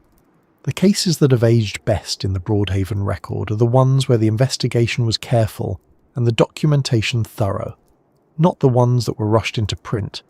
By the end of 1977, Pugh had interviewed dozens of witnesses, visited the key sites multiple times, and begun the process of organising his material into a coherent record. The picture that emerged was not simple. There were sightings that seemed to cluster around particular locations: Ripperston Farm, Stack Rocks, the area near the Haven Fort Hotel, the school. There were descriptions of craft that were broadly similar across different witnesses who had not spoken to each other, and there was the recurring element of the humanoid figures, tall and silver-suited, appearing at the edges of multiple independent accounts. This last detail was the one that most distinguished the Broadhaven wave from a simple cluster of light-in-the-sky reports, and it was the one that the investigators found most difficult to account for in conventional terms.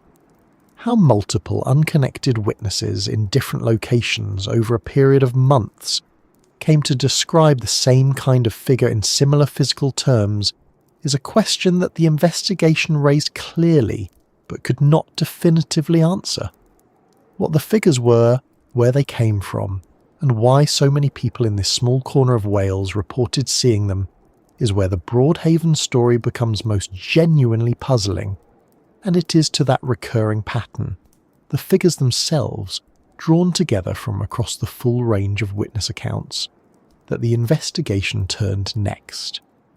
While the investigators were assembling their picture from the ground up, interviewing witnesses and revisiting sites and carefully cross-referencing accounts, there was another institution that had been receiving reports from Pembrokeshire during this same period, an institution with considerably more resources, considerably more reach, and a considerably different set of priorities. The Ministry of Defence in London had been logging UFO reports from across the United Kingdom for decades by 1977, and the cluster of sightings coming out of southwest Wales was not going unnoticed in the files. The MOD's relationship with UFO reports in Britain is something that requires a little context to understand properly, because it was not what most people imagined it to be. There was no dedicated investigation unit of the kind that the United States had run with Project Blue Book, which formally closed in 1969. The British approach was more procedural than scientific. Reports came in through various channels, from members of the public, from military personnel, from civil aviation, and they were assessed according to a fairly narrow criterion. Did this report suggest any threat to the defence of the United Kingdom? If the answer was no, the report was logged, filed, and generally left there. The MOD was not, by its own account, in the business of investigating whether extraterrestrial craft were visiting Pembrokeshire. It was in the business of making sure that nothing flying over British territory posed a security risk. Those are quite different questions, and the distinction matters when you're trying to understand what the official response to Broadhaven actually was. With that framing in place, what the files show is this. When documents from this period were released under Freedom of Information requests in later decades, the bulk of the MOD's UFO files were made available through the National Archives in a series of releases beginning in 2008 and continuing through 2013. It became clear that Pembrokeshire had generated a notable volume of correspondence during 1977 and into 1978 and 1979. Reports had been received, letters had been written, internal memos had been circulated. The MOD had not ignored the Broadhaven wave.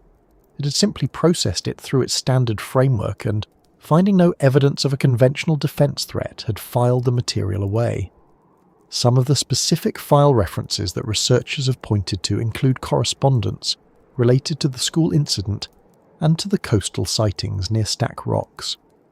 The school report, given its unusual nature, 14 children, separated and questioned individually, producing consistent drawings, did attract a degree of attention beyond the standard acknowledgement letter.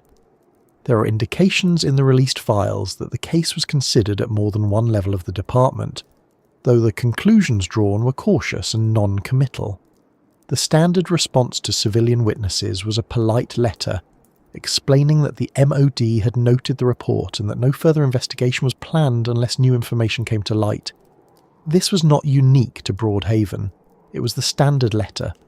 It went out to thousands of people who wrote to the MOD about unusual aerial phenomena over the years, and it was not exactly the response that most witnesses found satisfying.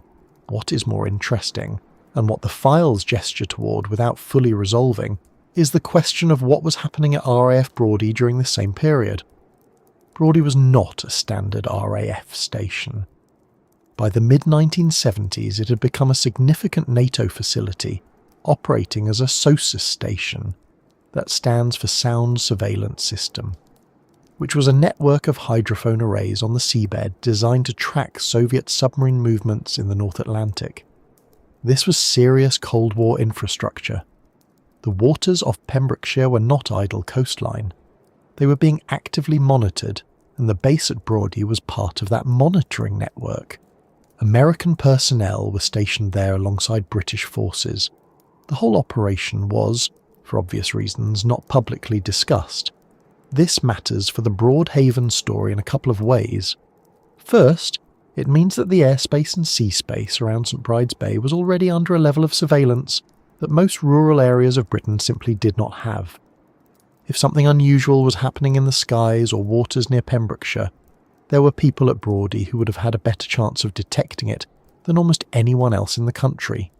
Second, and more delicately, it raises the question of whether any of what witnesses were seeing might have been connected to classified military activity, either British or American, operating out of or near the Brawdy facility.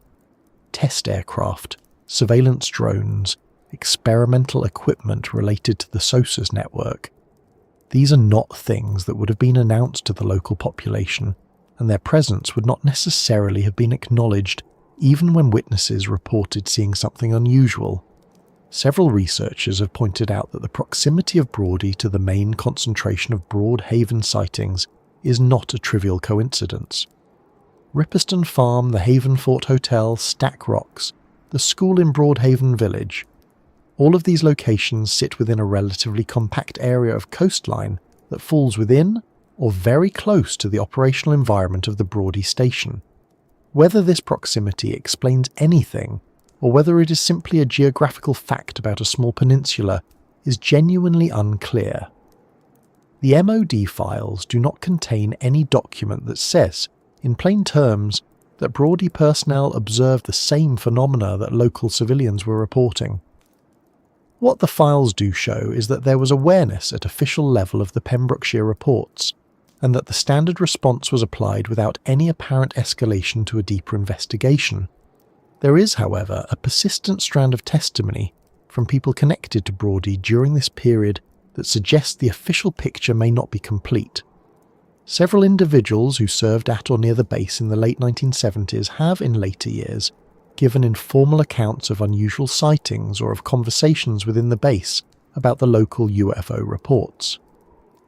These accounts are difficult to verify and have not, to my knowledge, produced any documentary evidence that could be independently confirmed, but they exist, and they are consistent with a pattern that turns up in UFO research more broadly: official silence combined with informal acknowledgement among those who are present. Whether that silence reflects genuine ignorance, deliberate concealment, or simply the institutional habit of not discussing things that fall outside the normal operational categories is another question that the available evidence does not cleanly answer. Nick Pope, who later managed the MOD's UFO desk, has been fairly direct in saying that the MOD's approach to UFO reports during this era was not designed to get to the truth of what witnesses were experiencing. It was designed to filter reports for defense relevance and move on. Pope has described the process as essentially reactive rather than investigative. The MOD was responding to incoming information, not actively seeking it out. In the context of Broadhaven, this meant that a sustained cluster of reports from a significant number of credible witnesses in a geographically specific area received the same procedural treatment as a single letter from a member of the public who thought they had seen something odd while driving on the motorway. The volume and quality of the Pembrokeshire reports arguably warranted something more rigorous, and the fact that they did not receive it is one of the legitimate criticisms that can be made of the official response. There is also the question of what the MOD made of the humanoid figure report specifically. The sightings of tall, silver-suited figures were not just peripheral details in the Broadhaven case. They were central to it, and they were the element that most clearly exceeded what any conventional aircraft explanation could account for. A misidentified military jet does not explain a tall figure looking through a farmhouse window at night. A weather balloon does not explain two humanoid forms moving around a craft in a field near a hotel. If the MOD's analysts were reading the full witness accounts, and the released files suggest they at least had access to them, then they would have encountered these descriptions. What they made of them, if anything, is not reflected in the released documents. The files are largely administrative in character, recording the receipt and routing of reports rather than any substantive analysis of their content.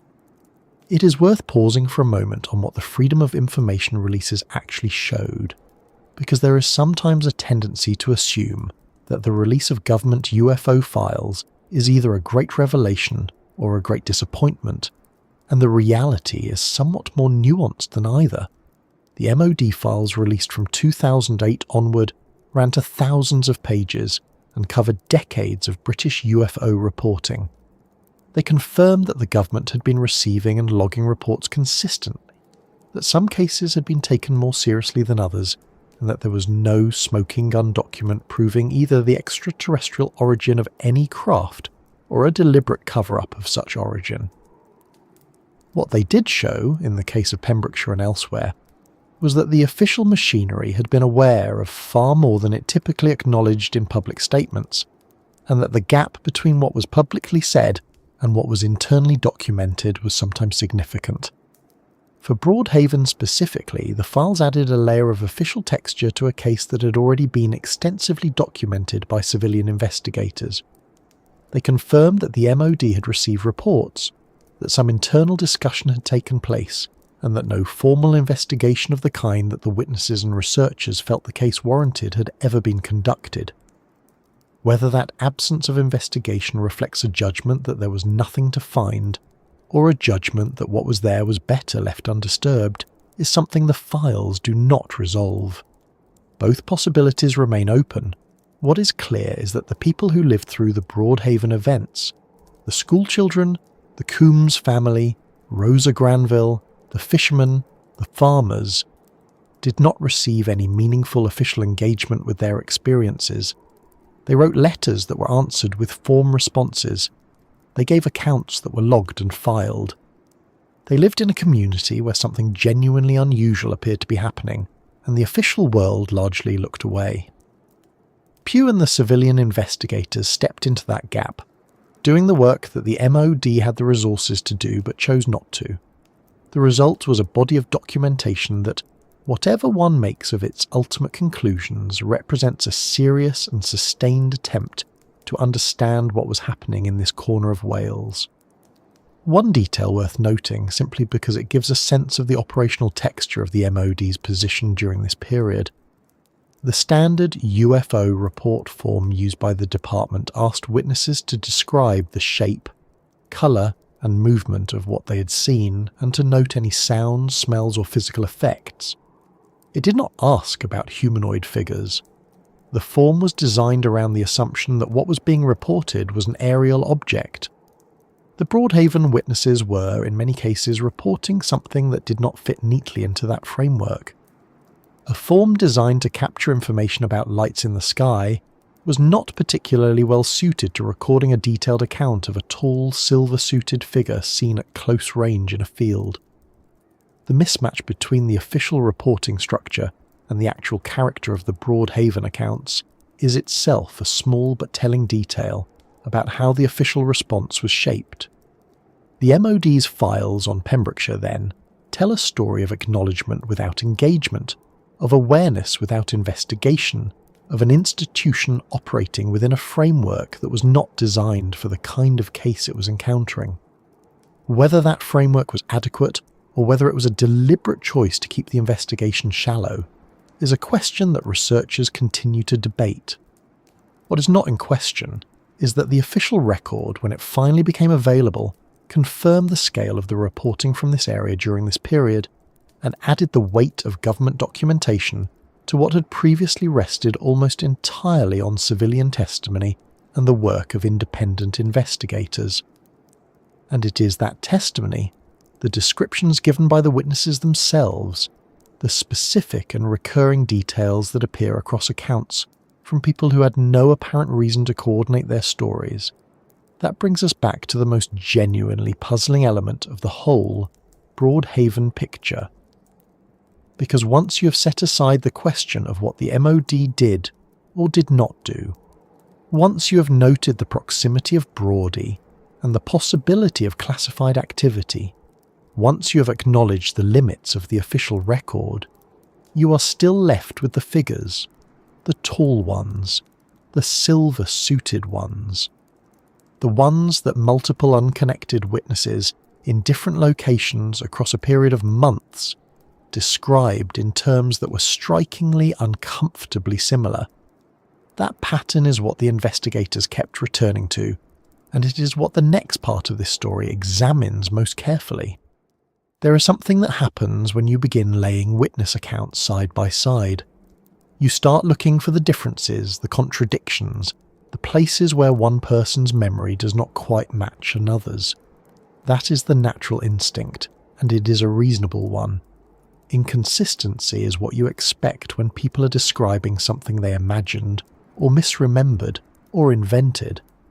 What you do not expect, what tends to stop researchers mid-page, is when the accounts start agreeing with each other in ways that the witnesses themselves could not easily have arranged. That is what happened when the investigators working the Broadhaven case began systematically comparing the humanoid descriptions. Not the craft sightings, not the lights over the bay, not the strange behaviour of the cattle at Ripperston, but the figures. The ones seen on the ground, at close range, by people who were not looking through binoculars or peering at something distant across a field. The ones described by witnesses who, in several cases, had no knowledge of what other witnesses had reported. Start with the schoolchildren, because they were first. In February 1977, when the children at Broadhaven Primary drew their pictures and gave their accounts, Most of the descriptions focused on the craft itself, the silver, domed object in the field beside the playground. But at least one child, and possibly more, described a figure associated with the craft. The figure was tall. It was wearing what the children described as a silver suit, a one-piece garment with no obvious seams or fastenings that they could identify. The face, in those early accounts, was either not clearly seen or described as featureless, blank, without the normal landmarks of a human face. The children were, of course, children. They were frightened. They were excited. Their accounts were given in the immediate aftermath of whatever they had seen, and their drawings were produced under the somewhat unusual conditions of being separated by their headmaster and asked to work independently. But the figure was there, in enough of the accounts to be noted. Then come the accounts from later in 1977, and the figure does not go away. It changes location, it changes witness, but it stays remarkably, stubbornly consistent. Rosa Granville described two figures near the oval craft she saw in the field beside her hotel. She said they were tall, noticeably taller than an average person. She estimated something in the range of 6.5 to 7 feet, though she acknowledged that judging height at night in an unfamiliar situation is difficult.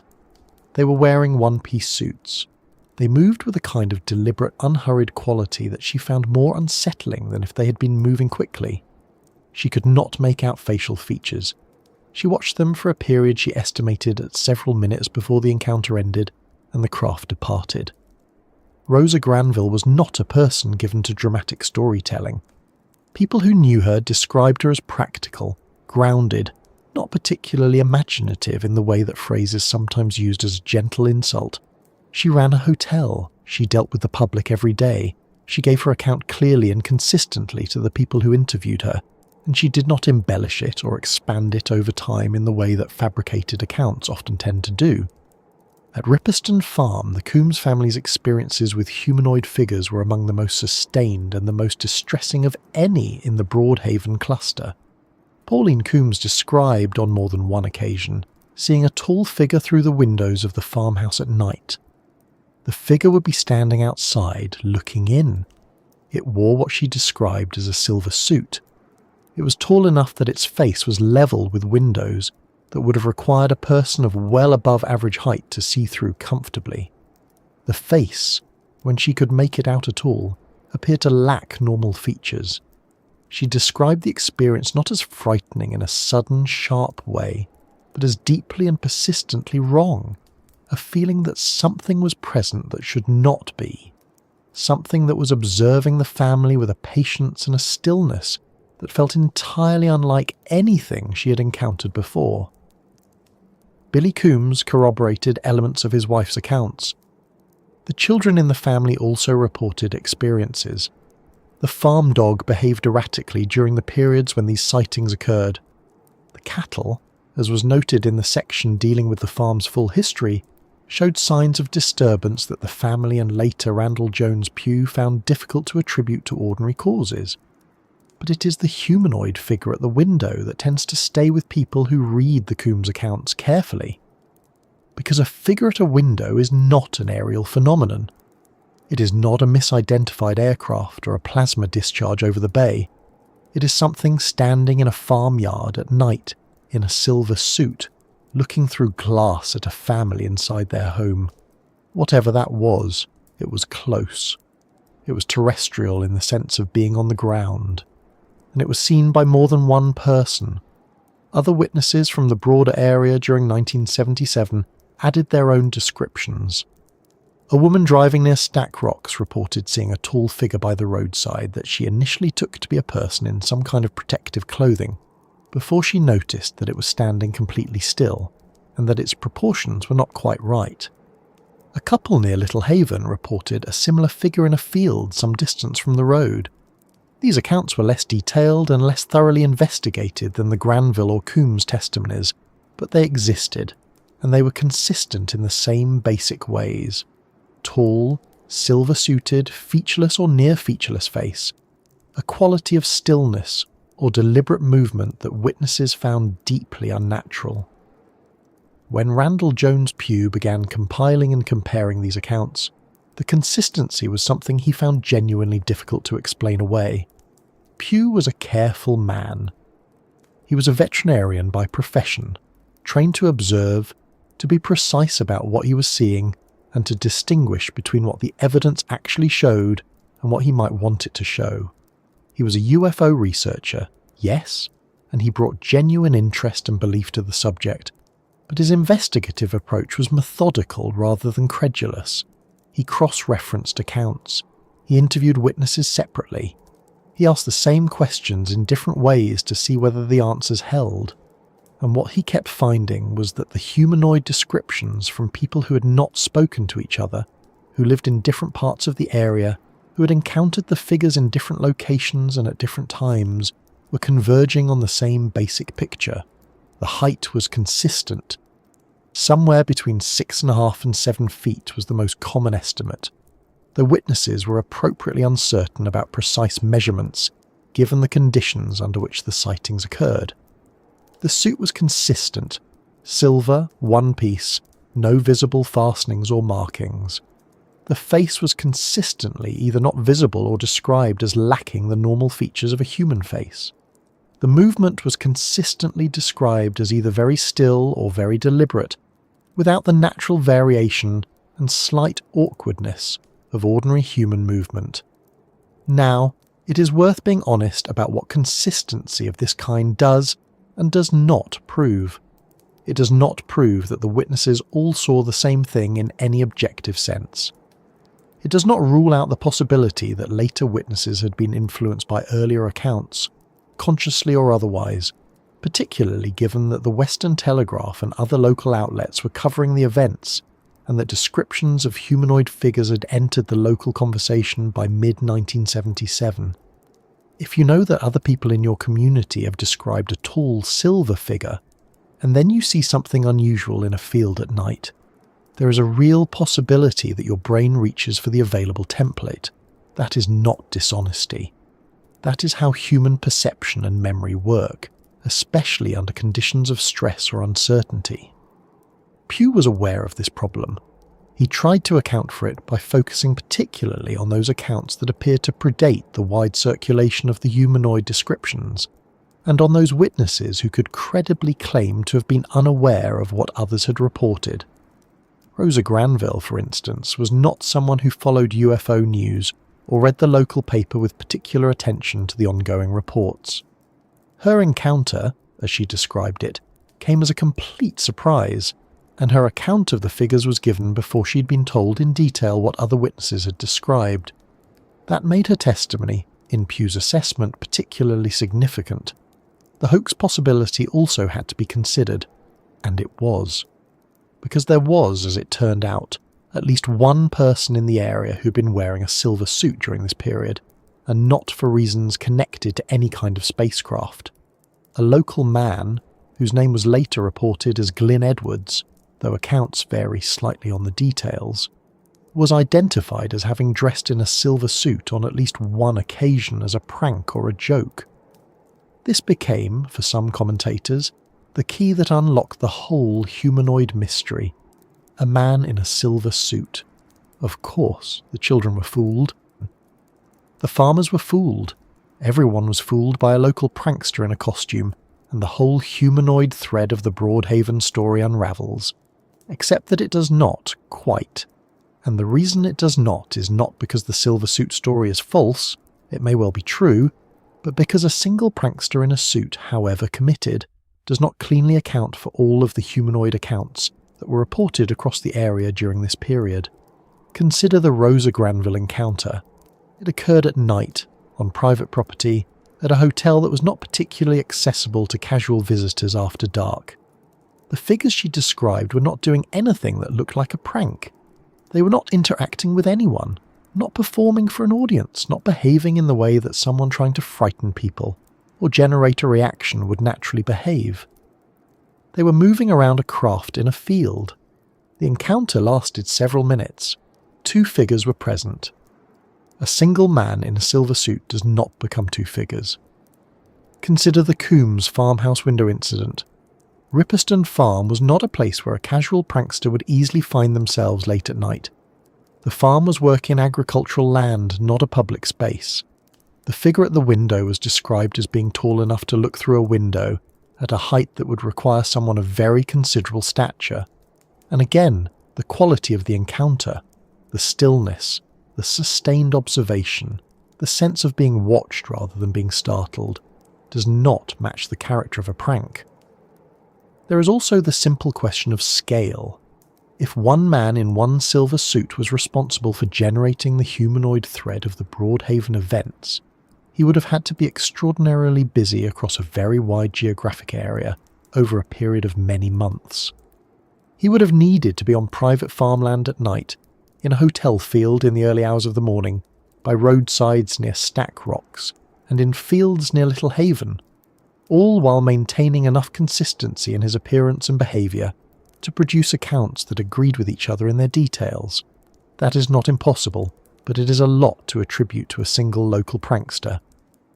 What the silver suit story probably does is account for some of the sightings, perhaps a handful of the roadside or field reports, the ones that were briefer and less detailed, could plausibly be explained by a person in a costume seen under poor conditions at a distance.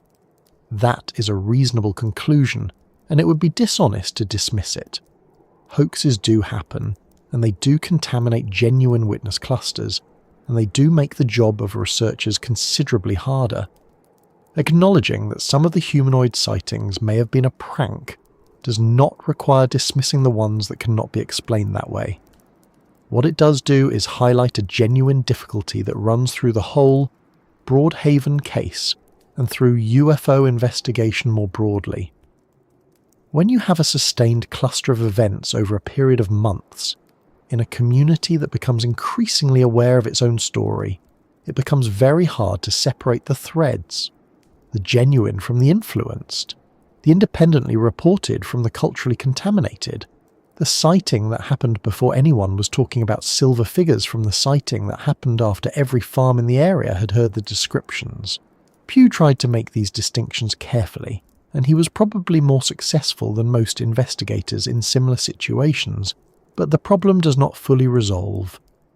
It remains, like much of the Broadhaven case, a question that sits in the uncomfortable middle ground between explanation and mystery. What investigators kept coming back to in the end was the core group of accounts: Granville, the Coombs family, the schoolchildren's initial descriptions, and a handful of others that seemed to resist the easy explanations most cleanly. These were the accounts from credible witnesses, given under conditions that made casual misidentification or hoax contamination harder to sustain, describing something that was consistent in its details across people and places and times. The figures were tall, they wore silver suits, their faces were not right, they moved in ways that felt wrong, and they appeared, across multiple encounters, to be associated with craft of some kind, rather than wandering the countryside independently. That last point is worth sitting with for a moment. The humanoid figures in the Broadhaven accounts were not usually reported in isolation. They were seen near something, near the craft in the school field, near the oval object at Rosa Granville's hotel, apparently connected to the lights and disturbances at Ripperston Farm. They were not random apparitions. They were, in the witness accounts, purposeful. They were doing something, or at least appearing to do something, in specific locations at specific times. What that something was, the witnesses could not say, and neither ultimately could the investigators. Pugh's conclusion, stated carefully in his writings and interviews, was that the humanoid descriptions represented a genuine pattern that conventional explanations did not satisfactorily account for. He did not claim to know what the figures were. He did not assert an extraterrestrial origin with any confidence. He said, essentially, that something had been seen, that it had been seen by multiple unconnected witnesses, that the descriptions were consistent in ways that were hard to explain through hoax or misidentification alone, and that the question of what it actually was remained open. That is a careful position. It is not a dramatic one, but it is probably the most honest place to stand when you look at the full body of evidence, and the figures themselves Those tall, silver-suited, featureless presences moving through the fields and farmyards of Pembrokeshire in 1977 remain the most genuinely unresolved element of the whole Broadhaven story. The craft sightings can be debated. The lights over the bay can be attributed to various causes with varying degrees of plausibility. But the figures keep standing there in the accounts, patient and still, looking through windows and moving around craft in fields, refusing to be tidied away into a single clean explanation. Which is, of course, exactly what makes the next question so important. Because if the humanoid figures represent the hardest part of the Broadhaven picture to explain, the silver suit theory represents the most serious attempt to do so, and understanding precisely where that theory works, and where it does not, is the key to understanding what the investigators were really dealing with. So let us look at that theory properly. Not to dismiss it, and not to defend it, but to follow it honestly and see how far it actually goes. The name most associated with the silver suit explanation is Glyn Edwards, a local man from the Pembrokeshire area who was identified in later years as having worn a silver-coloured suit during the period of the 1977 events. The suggestion, made by some researchers and picked up by a few journalists revisiting the case, was that Edwards had been walking around the local area in this costume, perhaps as a joke, perhaps to deliberately stir up the growing excitement around the UFO reports, and that his appearances had generated at least some of the humanoid sightings that became so central to the Broadhaven story. It is worth being clear about what is actually documented here and what is not. Edwards did exist. The silver suit did exist. There are accounts from local people suggesting that he was known to have worn it. This is not a rumour without any foundation. But the specific claims about which sightings he might have caused, and when, and under what circumstances, are considerably less certain than the way the theory is sometimes presented. The silver suit explanation has a way of being stated with more confidence than the evidence actually supports, which is a pattern worth noticing in itself. What the theory does have going for it is that it is grounded in something real and local. Pembrokeshire in 1977 was a community under increasing excitement and media attention, and communities in that state do produce pranks. People do put on costumes. Someone who knew the area well and wanted to add to the spectacle, or simply found it funny, could plausibly have contributed to the atmosphere in exactly the way described. That is a human thing to do. It is not sinister, and it is the kind of ordinary human behaviour that UFO investigators sometimes fail to account for carefully enough, because they are looking for extraordinary explanations and can overlook the mundane ones sitting right in front of them. There is also a specific category of sighting in the Broadhaven accounts, where the silver suit explanation is most plausible. These are the briefer, more distant encounters. The roadside sightings, for example, where a witness driving at night reported seeing a figure in a silver suit standing in a field or at the edge of a lane. At distance, in poor light, with a witness who was already primed by weeks of local news coverage to expect something unusual, a man in a reflective or metallic-looking costume could genuinely produce a report that described a tall, silver-suited humanoid. That is not a stretch. That is how human perception and expectation interact, particularly at night, particularly at speed, particularly when someone is already half expecting to see something strange. There are probably several such sightings in the Broadhaven cluster that could be accounted for in this way, not definitively because we cannot go back and establish exactly what each witness saw under exactly what conditions, but plausibly. And acknowledging that is important because it keeps the analysis honest. The Broadhaven case does not need to be defended against all rational explanation in order to be interesting. The parts that resist explanation are interesting enough on their own. The problem comes when you try to extend the silver suit theory beyond those briefer, more ambiguous encounters and apply it to the accounts that form the core of the case, and this is where it starts to show its limits quite clearly.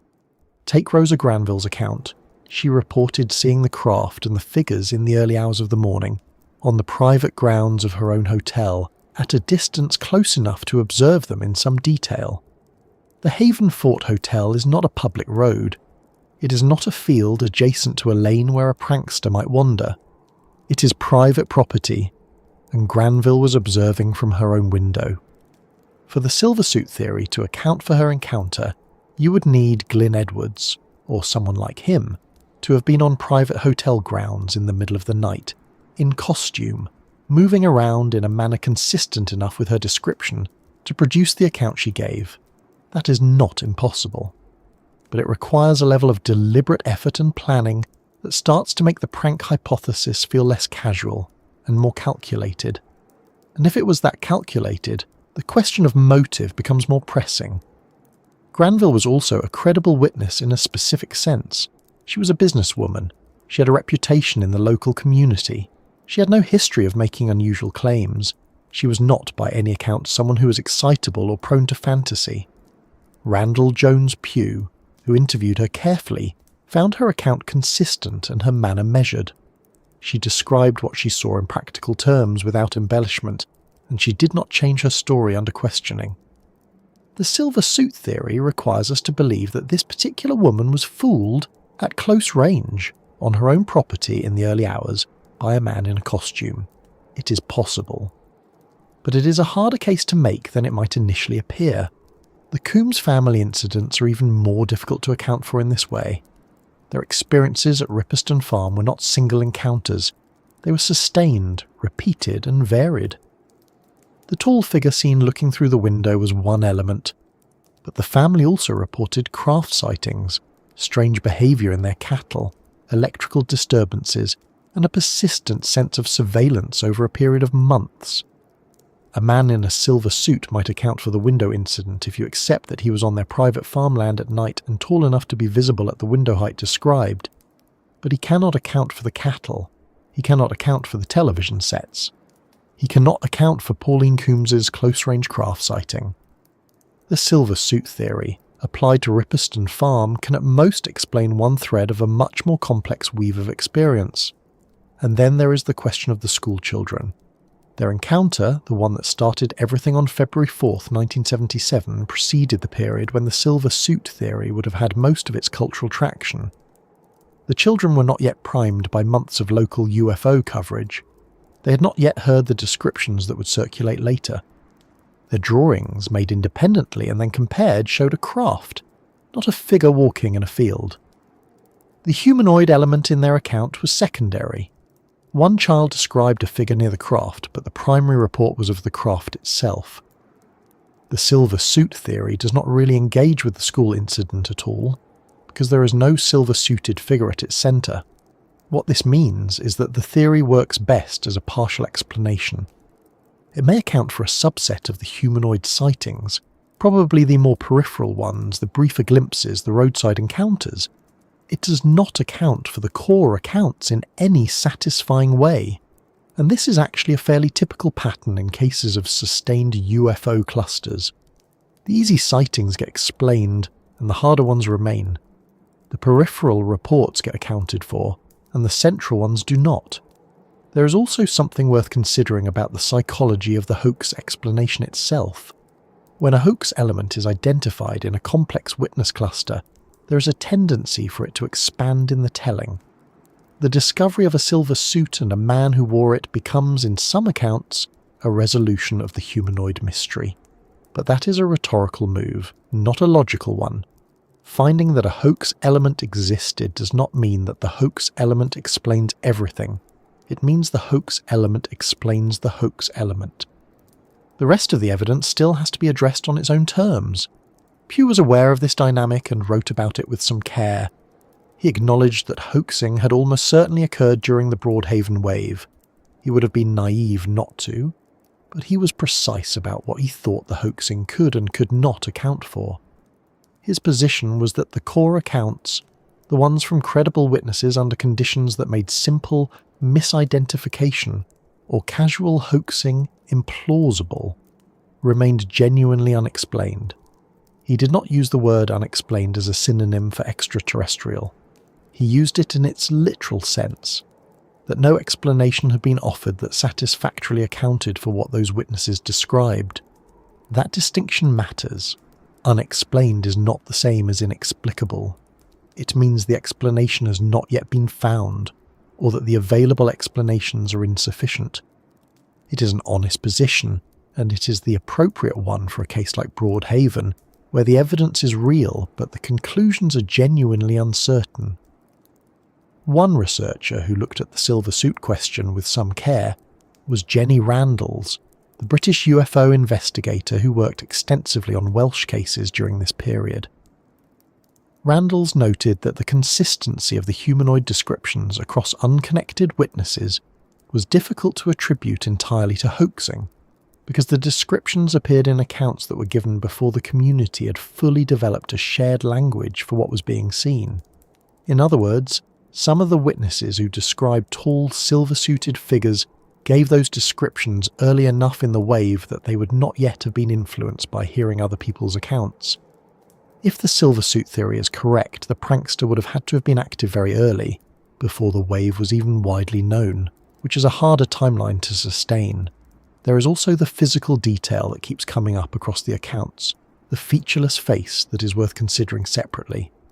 A man in a silver suit would still have a face. He might have a hood, or a helmet, or some kind of mask. But the specific quality of the descriptions, not that the face was obscured, but that there seemed to be no face in the expected sense, that the head was present but the features were absent or wrong, is a detail that is hard to produce with a costume. Witnesses who described this did not say they could not see the face, they said the face was not right. That is a different kind of observation, and it is one that the silver suit theory does not cleanly address. None of this means the theory should be abandoned. It should be kept in the picture, applied where it fits, and set aside where it does not. That is the appropriate way to handle it. The honest conclusion is probably something like this: Glyn Edwards, or someone like him, in a silver suit, on the roads and fields of Pembrokeshire in 1977, almost certainly contributed to the atmosphere of the wave, and may well have generated some of the sightings that ended up in the record. That is a real part of the story. But it is not the whole story. The accounts that resist it most clearly are also the ones that were most carefully documented, given by the most credible witnesses under the most specific circumstances. And those accounts are still standing. What the Silver Suit episode does, perhaps most usefully, is illustrate the genuine complexity of investigating a sustained UFO cluster in a small community under media attention. The events were not happening in a vacuum.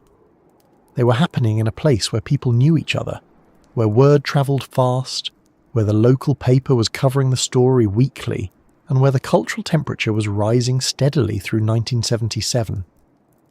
In that environment, it is genuinely difficult to separate the independent from the influenced, the sincere from the performed, the real from the reflected. Investigators working in those conditions are always navigating a landscape that is partly made of fog, and the silver suit is one of the things that contributed to that fog. But the fog did not erase the landscape. The core events were still there underneath it, and as the year moved forward and the Broadhaven story grew beyond the boundaries of Pembrokeshire and began attracting attention from across Britain and eventually from the national media, the question of what had actually happened in that quiet coastal corner of Wales became more pressing, not less. Because 1977 was not just an unusual year for Broadhaven. It was an unusual year for the whole country, and understanding what was happening in Britain more broadly during those months helps explain why the events at Broadhaven landed the way they did and why they spread so far beyond the community that first witnessed them. To understand why 1977 felt different, it helps to step back from Pembrokeshire for a moment and look at Britain as a whole, because what was happening in that small coastal corner of Wales was not happening in isolation. It was happening inside a country that was, for a variety of reasons, unusually receptive to stories about things in the sky that could not be explained. The mid-1970s had already produced several high-profile UFO incidents across Britain, and by the time the Broadhaven wave began in February of that year, there was already a kind of cultural readiness for exactly this kind of story. Not a manufactured readiness, not a cynical media construction, but a genuine public appetite that had been building for several years, and that 1977 would bring to something close to a peak. The Berwyn Mountain incident had occurred in January 1974, when a loud explosion and a sustained bright light over the hills of North Wales prompted dozens of reports and a brief military response. The official explanation was a combination of an earthquake tremor and a meteor, but the accounts from local witnesses described something more sustained and structured than a meteor would produce, and the case remained contested for years afterward. It was the kind of event that does not resolve cleanly, that leaves a residue of uncertainty in the public record, and it had established Wales in particular as a place where unusual things apparently happened. That was already in the background when Broadhaven began. Across Britain more broadly, UFO reports had been climbing through the mid-1970s. The British UFO Research Association was receiving more submissions than it had in previous years. Local UFO groups were active in most major cities. The popular press was covering sightings with a regularity that would have seemed unusual a decade earlier. Part of this was straightforward cultural transmission.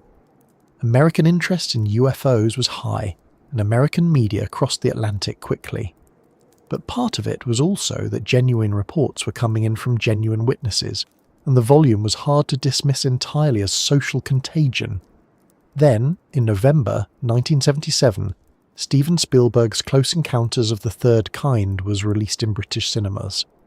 The timing is worth sitting with for a moment. The Broadhaven school incident had occurred in February. The Rosa Granville encounter and the Coombs family experiences had been running through the spring and summer. The wave was already well established, already being covered by the Western Telegraph, already generating MOD correspondence before the film arrived. This matters because one of the easiest criticisms to level at any 1977 UFO account is that it was simply inspired by Spielberg's film. For Broadhaven, that criticism does not hold for the core events. The core events preceded the film by months. What the film did, when it arrived, was amplify the existing story rather than generate it. It gave the national media a hook, a cultural frame, a reason to revisit what had been happening in Pembrokeshire and connect it to something the whole country was suddenly talking about. The BBC took notice. National newspapers sent journalists to Pembrokeshire. The story that had begun as a local curiosity covered by a regional paper in a small Welsh town was now being discussed on national radio and appearing in the Daily Mirror and the Daily Express. Randall Jones Pugh, who had been quietly working on the case since early in the year, suddenly found himself fielding calls from journalists who had not previously shown any interest in Welsh UFO reports. The attention brought new witnesses forward, people who had seen things but had not reported them, partly from reluctance and partly because they had not known there was anyone to report to. It also, inevitably, brought a certain amount of noise. Not all of the new reports were credible. Some were clearly shaped by what people had been reading in the papers. Pugh had to work harder to separate the signal from the interference. This is one of the genuinely difficult problems in studying a sustained UFO wave. The act of publicising it changes it. Once a community knows that a particular kind of experience is being reported and taken seriously, the threshold for reporting drops. People who might have dismissed a strange light as a passing aircraft now consider whether it might be something else. People who might have stayed quiet now feel that speaking is socially acceptable. Both of these effects are real, and both of them complicate the record. Some of the reports that came in after the national media coverage in late 1977 were almost certainly influenced by what witnesses had been reading and hearing. That is not a judgment on those witnesses. It is just an honest observation about how information moves through communities and shapes perception. But the complication cuts in multiple directions. The same media attention that may have generated some secondary or influenced reports also brought serious investigators to the area, created a more detailed documentary record than would otherwise exist, and gave witnesses a platform to describe their experiences in detail. Without the media interest, the Coombs family's experiences at Ripperston Farm might have remained entirely private. Without Randall Jones Pugh's work being known to a wider audience, the connections between the various accounts might never have been systematically drawn. The attention was messy and impure, but it was also productive in ways that matter for the historical record. What the national coverage did, perhaps most significantly, was establish Broadhaven as a name. Before 1977, Broadhaven was a small village on St Bride's Bay that most people in Britain had never heard of. By the end of 1977, it was the shorthand for British UFO activity in a way that no other location had been before. The phrase Broadhaven Triangle, modelled loosely on the Bermuda Triangle framing that was popular in that era, began to circulate, attaching a geographic identity to what had been a diffuse cluster of events across several miles of coastline and farmland. The triangle framing was journalistic rather than strictly geographic. There is no precise triangular boundary that contains all of the events, but it gave the story a shape that the public could hold on to, and it stuck. Scotland had its own significant incident that year. In November 1979, Robert Taylor, a forestry worker near Livingston in West Lothian, reported an encounter with a large spherical craft in a clearing in the woods, during which he was apparently pulled toward it by two spike devices and lost consciousness. He was found disoriented, with torn trousers and marks on the ground that were later measured and photographed. The Livingston incident, as it became known, was unusual in British UFO history because it involved physical evidence that was documented by police. It was actually investigated as a criminal assault, making it one of the very few UFO cases in Britain to enter the official criminal record.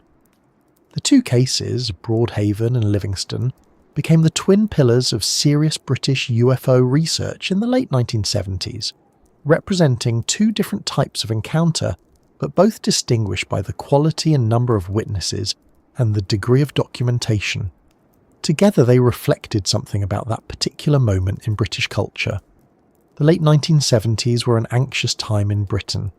The economy was troubled, industrial relations were fractious, and there was a general sense of uncertainty about the country's direction. It would be too simple to say that UFO interest was a displacement of social anxiety. That kind of psychological reductionism tends to explain too much too neatly. But it is probably fair to say that the cultural conditions of the period made people more open to the idea that the world contained things that official institutions could not, or would not, explain. Trust in government was not high. The Cold War was still very much present in daily life. RAF Brodie, just a few miles from Broadhaven, was a NATO installation listening for Soviet submarines under the North Atlantic. The landscape of Pembrokeshire was, literally and not just metaphorically, a Cold War landscape. Strange things in the sky near a military base carried a particular charge in that context. The Ministry of Defence's handling of the Broadhaven reports reflected the institutional tensions of the period. The MOD received multiple submissions from Pembrokeshire during 1977 and 1979, and the files that were eventually released under the Freedom of Information Act show that these were logged and assessed, but the assessment process was limited. The MOD's official position was that UFO reports were evaluated only for their defence significance, meaning did they suggest a foreign aircraft operating in British airspace, and not for any broader scientific or investigative purpose. Reports that could not be identified as foreign military craft were essentially filed and forgotten. The Broadhaven reports did not trigger any known formal investigation beyond that initial triage. This was consistent with MOD policy across all UFO cases during this period, but it meant that the most detailed and credible accounts from Pembrokeshire received no serious official scrutiny. The gap between what the witnesses experienced and what the official record acknowledges is considerable. There was also the question of what RAF Brodie's personnel had seen or knew. The base was active throughout the period in question, and its aircraft were a regular presence over St Bride's Bay. Some researchers have suggested that at least a portion of the aerial sightings in the Broadhaven wave could be attributed to Brodie operations, experimental aircraft, night exercises, or equipment tests that would not have been publicly disclosed. This is a reasonable hypothesis for some of the light in the sky reports. It is considerably less persuasive for the humanoid encounter accounts, which do not fit the profile of misidentified aircraft in any obvious way. There were also persistent suggestions, never fully confirmed, that some personnel at Brawdy had their own sightings during this period, but were discouraged from making formal reports. If true, this would be consistent with standard military practice around UFO sightings at the time, but it would also mean that a potentially significant body of witness testimony from trained observers was simply suppressed. What is clear from the national picture is that Broadhaven was not an anomaly. Within 1977, it was, in some ways, the most concentrated and best documented expression of something that was happening at a lower intensity across much of Britain during that year. Reports were coming in from Wales, from Scotland, from the north of England. The UFO research organisations were overwhelmed. The MOD files from 1977 show a higher volume of submissions than in surrounding years. Whether this represents an actual increase in unusual aerial phenomena, or a cultural moment that made reporting more likely, or some combination of both, is genuinely difficult to determine. The honest answer is probably that it was some of each, in proportions that cannot now be precisely determined. What Broadhaven contributed to this national picture was specificity. While many of the 1977 reports from across Britain were brief and lightly documented, a light seen for a few seconds, a shape observed at distance, the Broadhaven cluster was sustained, detailed, multiply witnessed, and carefully recorded by at least one on-the-ground investigator who was present throughout. Pugh's work gave the Broadhaven events a documentary density that most comparable cases lacked. The schoolchildren's drawings existed as physical artifacts. The witness statements had been taken systematically and independently. The geographic concentration of the events made cross-referencing possible.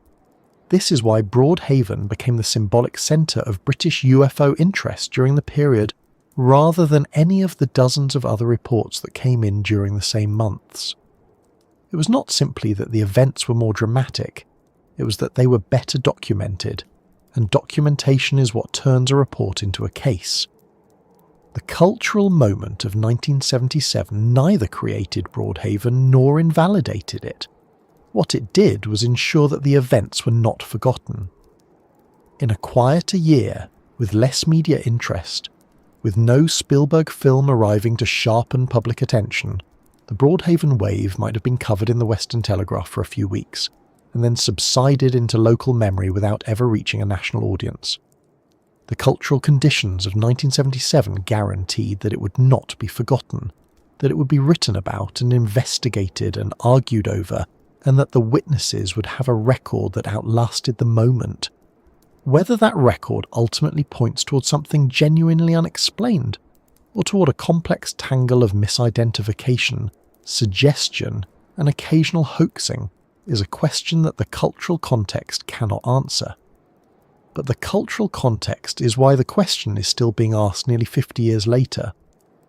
And as the wave eventually began to slow, as the sightings became less frequent and the media attention moved on to other things, the people at the centre of the story were left to make sense of what had happened to them, and to decide what it meant to have been witnesses to something that the rest of the world could not quite agree on.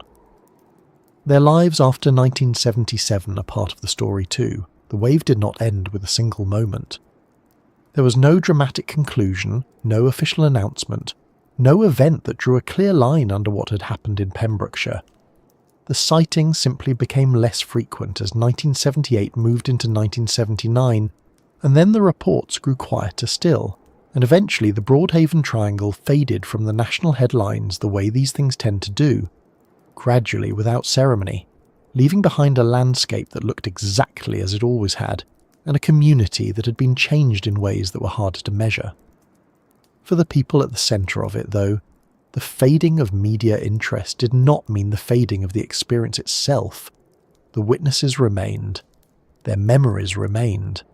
And in the years that followed, researchers and journalists would return to Pembrokeshire again and again to find that the accounts had not softened or shifted as much as one might expect. Time does strange things to memory.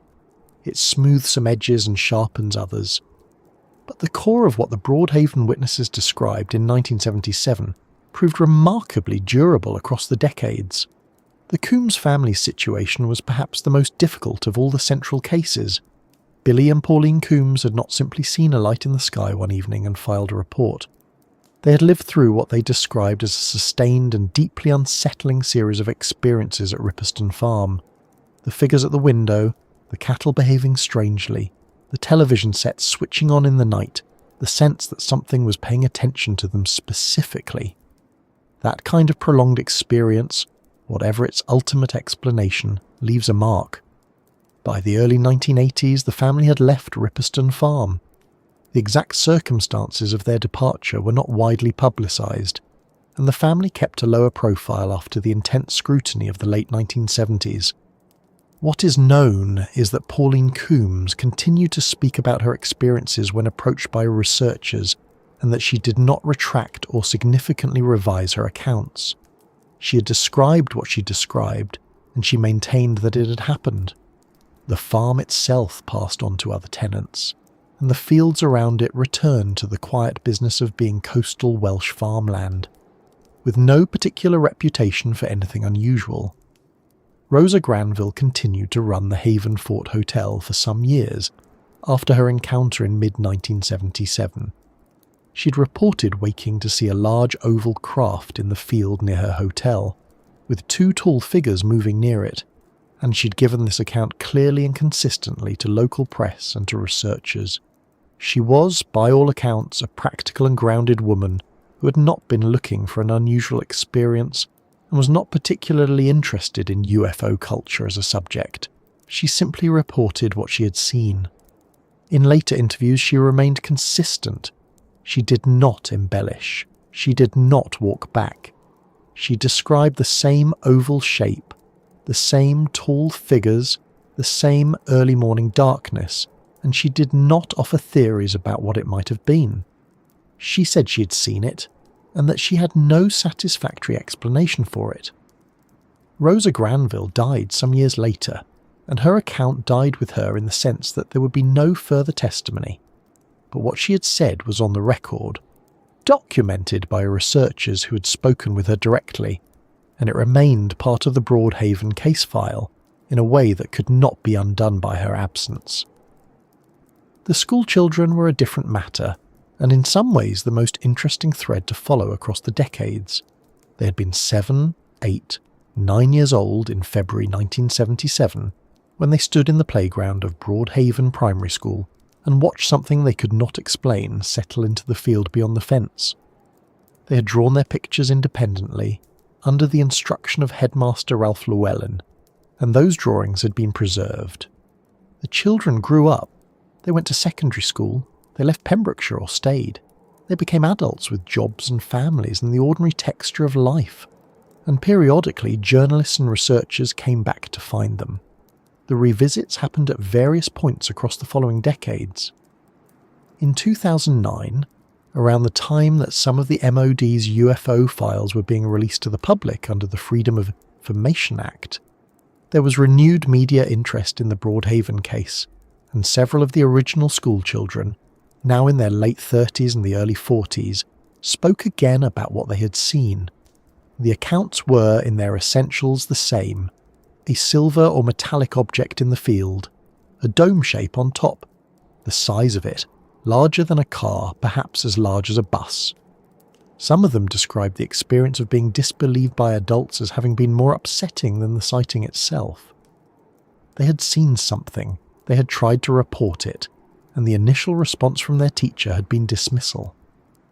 The headmaster's decision to separate them and have them draw independently had, in retrospect, been a kind of vindication. It had created a record that could not be accused of group contamination in the moment of creation.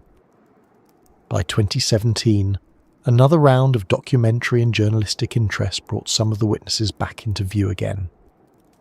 The 40th anniversary of the 1977 events generated articles in Welsh and national press, and a few of the former schoolchildren spoke publicly once more. What was notable was not just the consistency of their accounts, but the tone in which they gave them.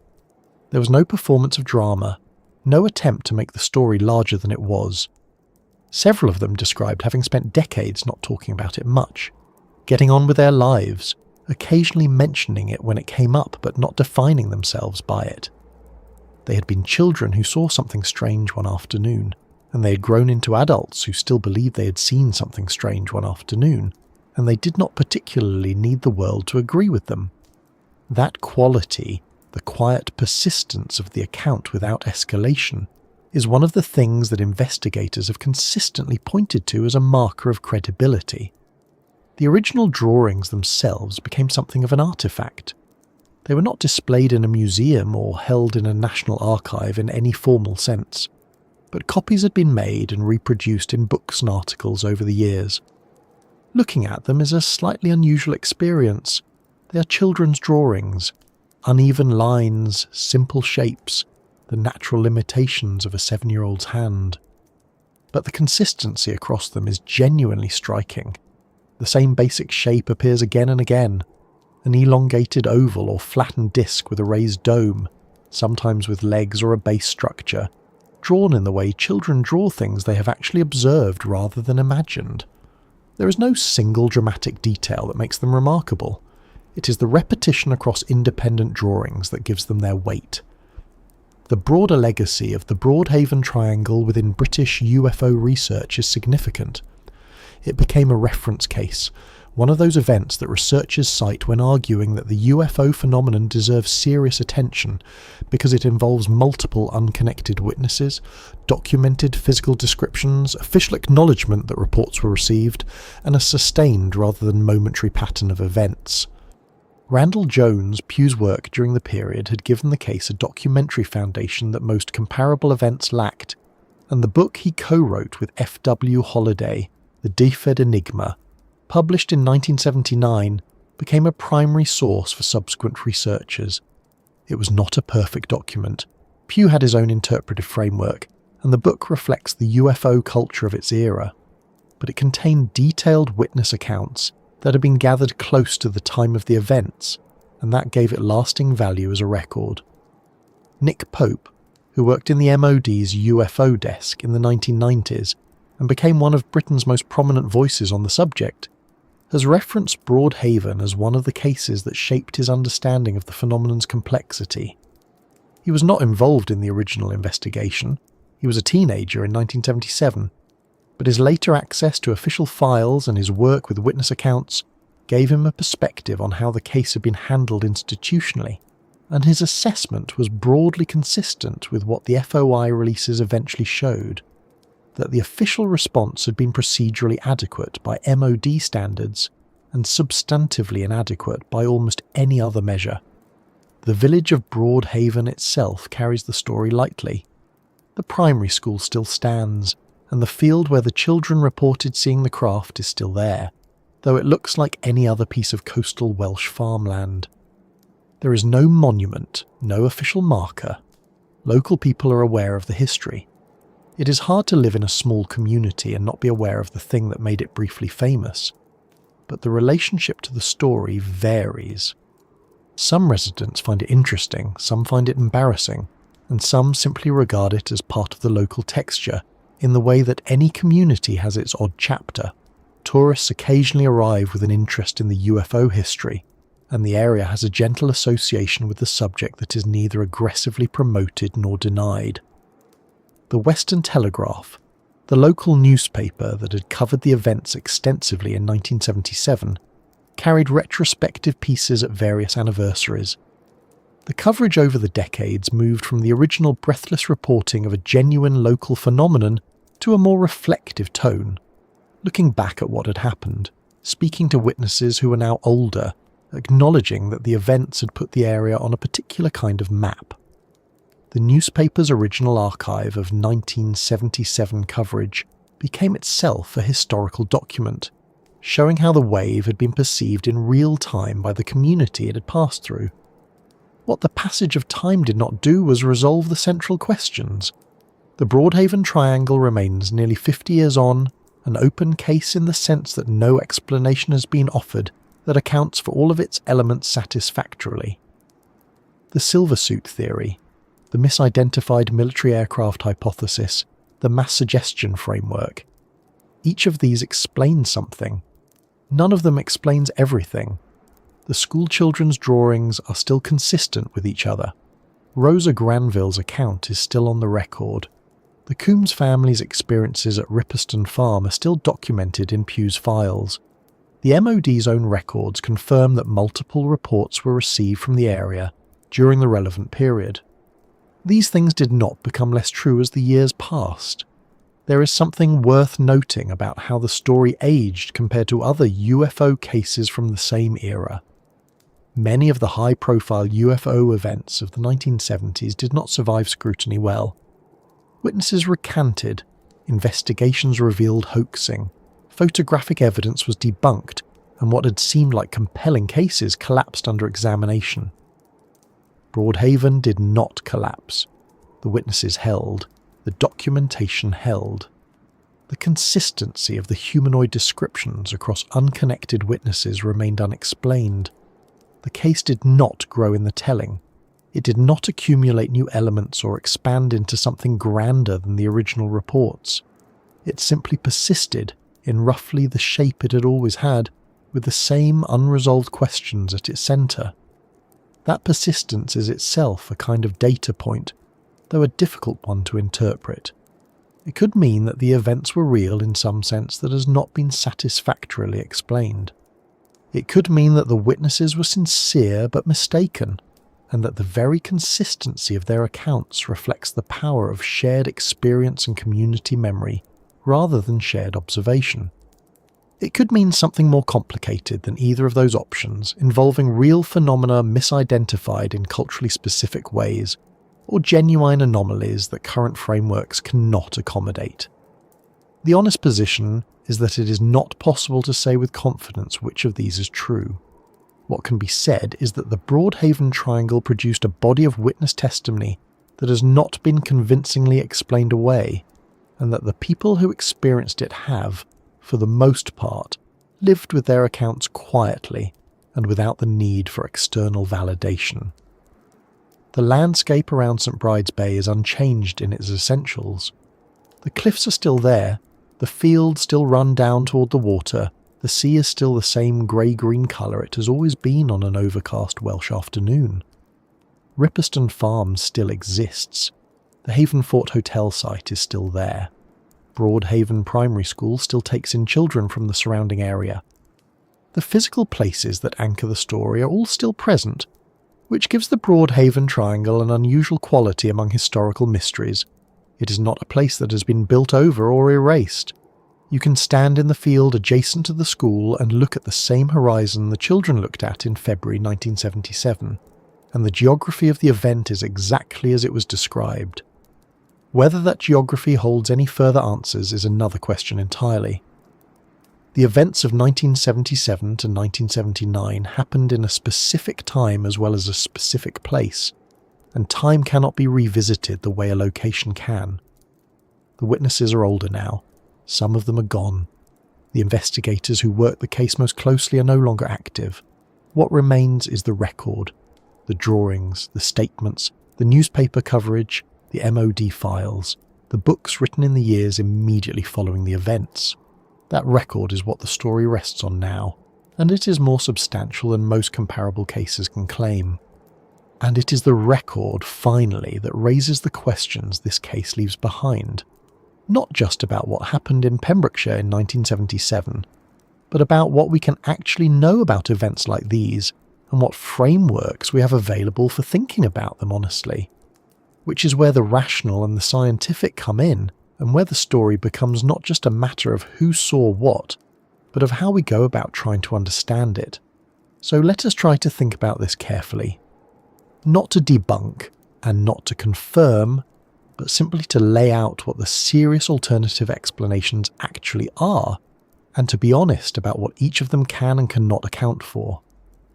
The first and most frequently cited conventional explanation is misidentified military aircraft.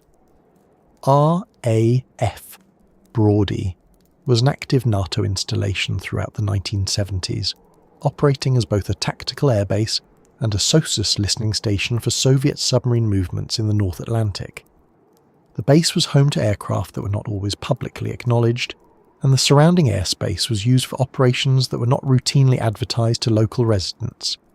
It is entirely possible, genuinely possible, not just as a dismissive gesture, that some of what people saw over St. Bride's Bay during 1977 and 1978 was military aircraft operating in unusual configurations at unusual hours under conditions of reduced visibility or unusual atmospheric light.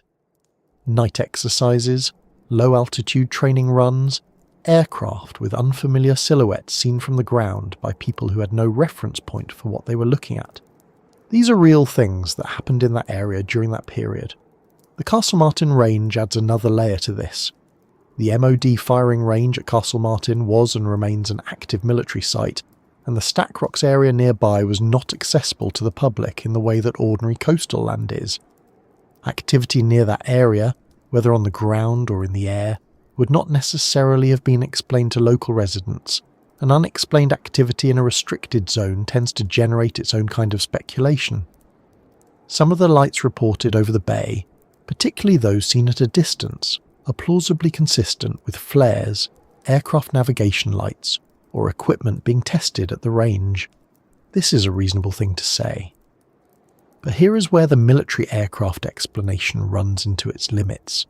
It accounts reasonably well for distant lights over the water. It accounts less well for the close-range encounters.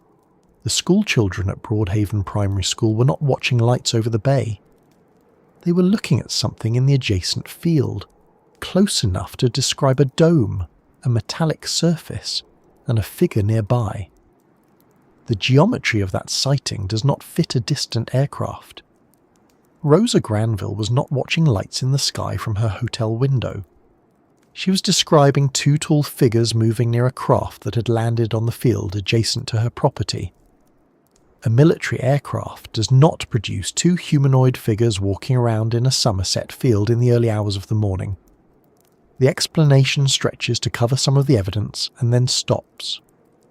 The second serious framework is atmospheric and geophysical.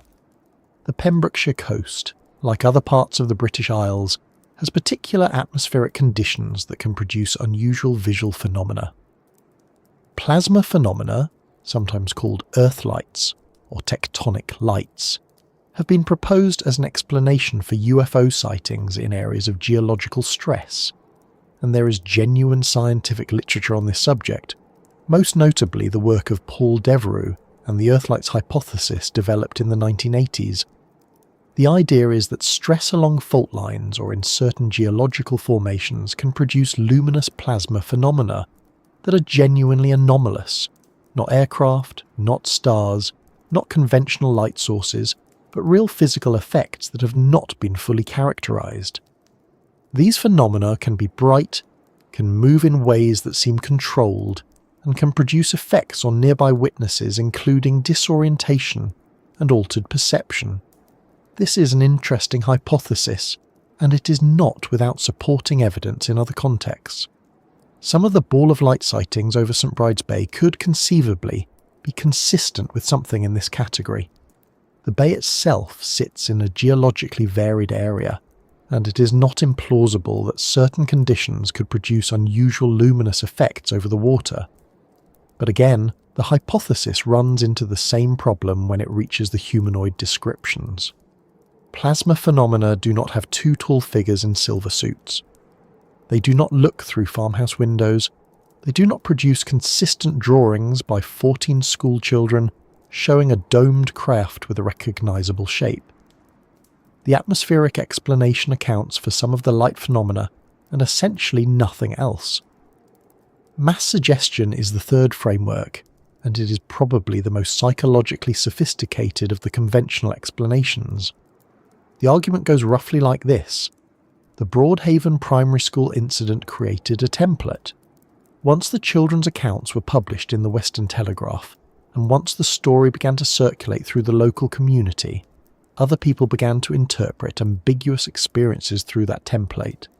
Someone who saw an unusual light over the bay and might otherwise have dismissed it, now placed it in the context of the Broadhaven sightings and reported it as a UFO. Someone who heard a strange sound at night and might have forgotten it instead connected it to the ongoing wave. The cultural priming created by the initial event shaped how subsequent experiences were perceived and reported. This is a real psychological mechanism.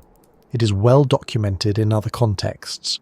Clusters of sightings often follow initial reports, and this pattern is consistent with suggestion and priming, rather than with a sudden increase in actual phenomena. The 1977 wave in Wales was not happening in isolation. It was happening at the same time that Close Encounters of the Third Kind was being anticipated and then released, at a time when UFO interest in Britain was at a cultural high point, and at a time when local media was actively covering and amplifying the reports. All of that creates conditions in which suggestion effects would be expected to operate. The difficulty is in measuring how much of the Broadhaven cluster is accounted for by this mechanism. The school incident itself predates the media coverage. The children reported what they saw before it became a story. Rosa Granville's encounter was on private property, at night, and she was not a person who had expressed any prior interest in UFOs, or who appears to have been heavily influenced by the media coverage. The Coombs family's experiences at Ripperston Farm were sustained over months, and involved physical details, cattle behaviour, electrical disturbances, the specific description of a figure at the window, that go beyond what a simple suggestion effect would be expected to produce. Mass suggestion is a real factor, and it almost certainly shaped some of the reports from 1977. It is not a complete explanation. Then there is deliberate hoaxing. The silver suitcase. The local man who was identified as having worn a costume during this period is the clearest example of a potential hoax element within the Broadhaven cluster.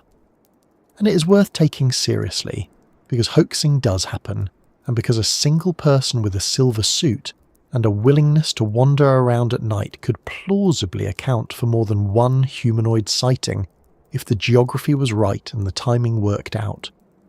The question is whether this explanation is actually sufficient for the specific incidents it's supposed to explain. The Rosa Granville sighting took place on private land, at night, in the early hours of the morning, with two figures visible near a craft that she described as clearly not a person in a costume. The Coombs family's window incident at Ripperston Farm was similarly at night, on working farmland, in a context where a stranger in a silver suit wandering around at 2 a.m. would itself require explanation. Hoaxing accounts for the incidents where it fits, and then requires increasingly elaborate extensions to cover the ones where it does not.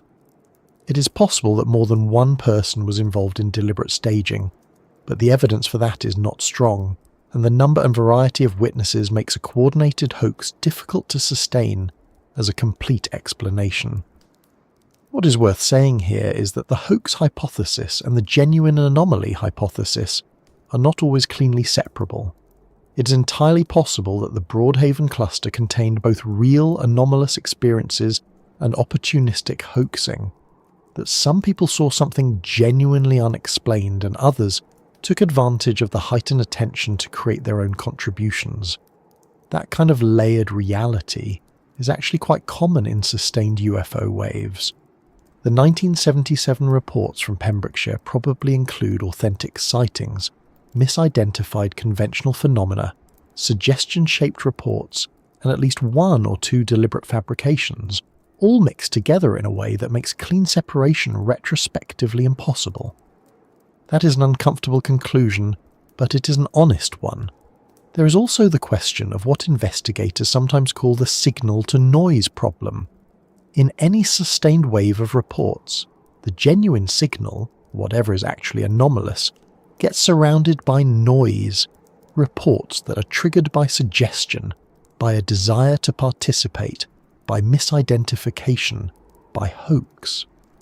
The investigator's task is to try to isolate the signal from the noise, and in the Broadhaven case, the investigators who were most careful, Randall Jones Pugh in particular, did attempt to do this, rating reports by witness credibility, physical detail, and consistency with other accounts. The cases that survived that kind of filtering were fewer than the total number of reports, but they were more robust. The school incident, the Granville account, the Coombs family's most specific experiences, these are the ones that Pugh and others regarded as the core of the cluster, and these are the ones that conventional explanations handle least convincingly. It is also worth being honest about the limits of the UFO explanation itself, if that is even the right word for it. Saying that something was a UFO, an unidentified flying object, is technically just saying that it was not identified, which is a description of an epistemic state rather than a claim about what the thing actually was. The more interesting question is whether any of the Broadhaven events involved phenomena that are genuinely outside the range of known natural or human-made causes. And the honest answer is that it is not possible to say this with confidence based on the available evidence. The witness accounts are compelling and in some cases difficult to explain. But witness accounts, even consistent and credible ones, are not the same as physical evidence, and the Broadhaven cluster did not produce physical evidence that could be independently analysed and verified. No material samples were recovered, no photographs of the craft or the figures were taken and authenticated. No radar data from RAF Brawdy or any other installation was released showing anomalous tracks over the bay during the relevant periods. The MOD files that were eventually released confirmed that reports were received and logged, but they did not contain analysis suggesting that the reports corresponded to anything the military had observed independently. The evidentiary base of the Broadhaven Triangle is almost entirely testimonial, and while the testimony is unusually consistent and unusually well documented for a case of this kind, it is still testimony, which means it carries the limitations that testimony always carries. None of this is a reason to dismiss the case. Testimony is evidence. Consistent testimony from multiple unconnected witnesses is meaningful evidence. The question is what it is evidence of, and that question does not have a clean answer here.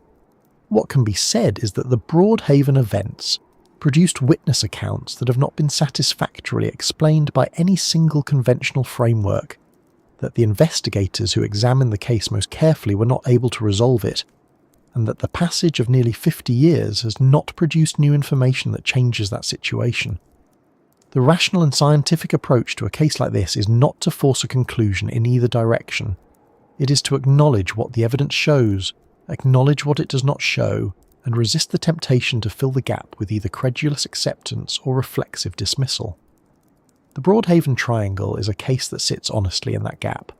It is not proven to be an encounter with non-human intelligence. It is not convincingly explained as a combination of hoaxing, misidentification, and suggestion. It is a cluster of events that happened in a specific place during a specific period, documented by specific people, and it remains genuinely unresolved. Which is, in the end, the most accurate thing that can be said about it. And that unresolved quality is not a failure of the investigation, or a flaw in the record. It is simply where the evidence takes you.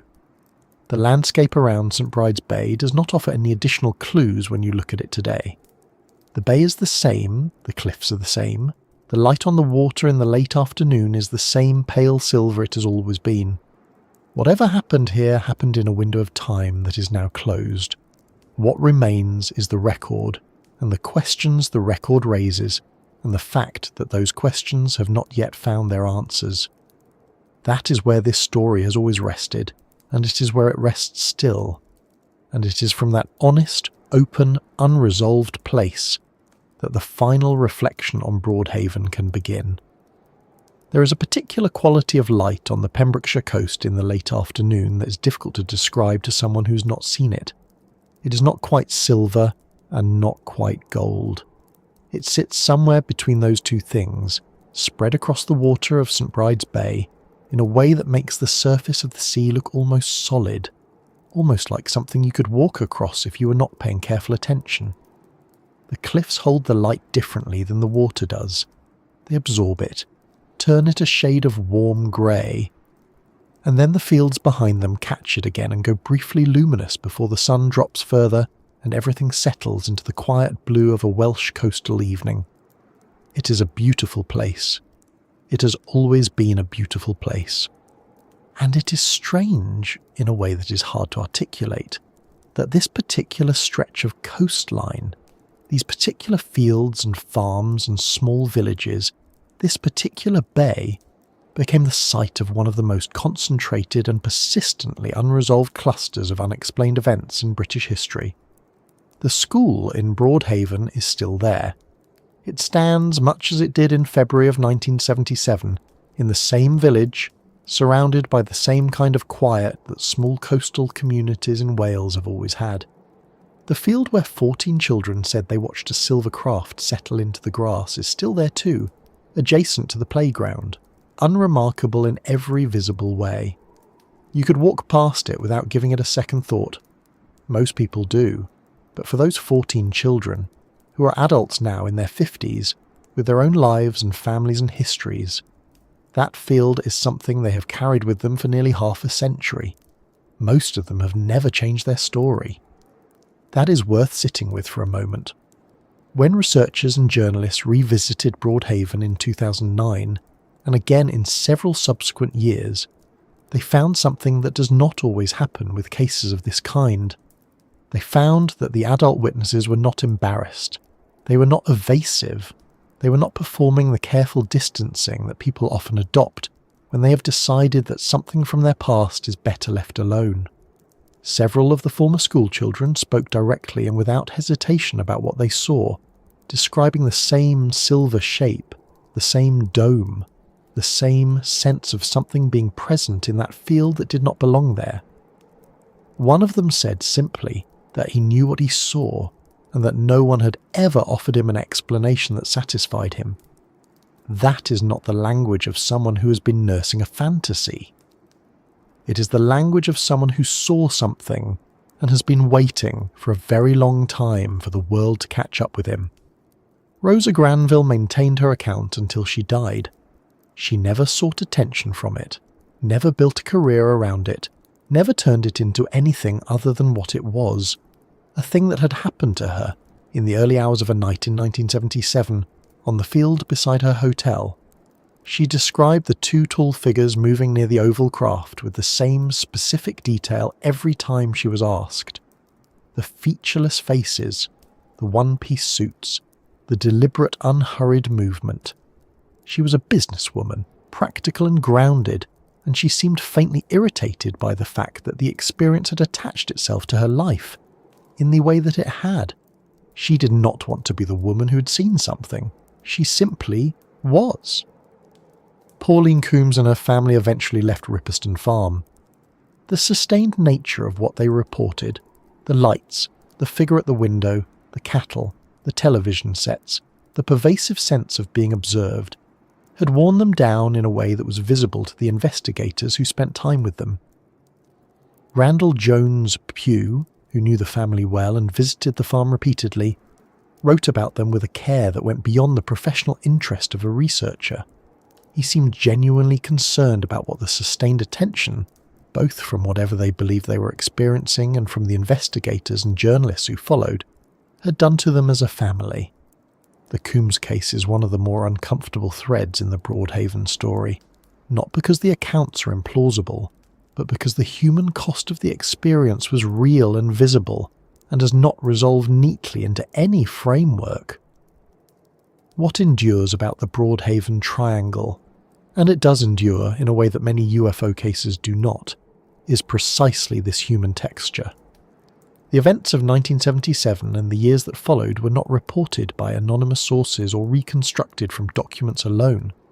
They were reported by named people in a specific community with specific relationships to one another and to the landscape they lived in. Randall Jones. Pugh knew his witnesses personally. He was a veterinarian in Pembrokeshire. He had likely treated the animals on some of the farms where the sightings occurred. The Western Telegraph, the local newspaper that first covered the school incident, was read by the same people who were reporting the sightings. The community was small enough that everyone involved had some degree of connection to everyone else, and that intimacy is part of what makes the record feel different from the more abstracted UFO cases that exist only as files and secondhand summaries. It is also part of what makes the case difficult to evaluate cleanly. In a small, interconnected community, suggestion travels quickly. A shared cultural moment can shape perception in ways that are genuine and not dishonest, but that still complicate the question of what was independently observed versus what was reported within a framework that the community had already established. The school incident created a framework. After February 1977, people in the Broadhaven area knew that something was being reported, knew what shape the reports were taking, and were primed to interpret ambiguous lights or shapes through that lens. This is not a cynical observation. It is just how human perception and community cognition work. It does not mean the subsequent reports were fabricated. It means they were filtered through an existing story, which is something that always happens and which investigators have to account for. The cases that stand most clearly outside that filtering problem are the ones that came earliest, or the ones that came from people who had no particular awareness of or interest in the developing story.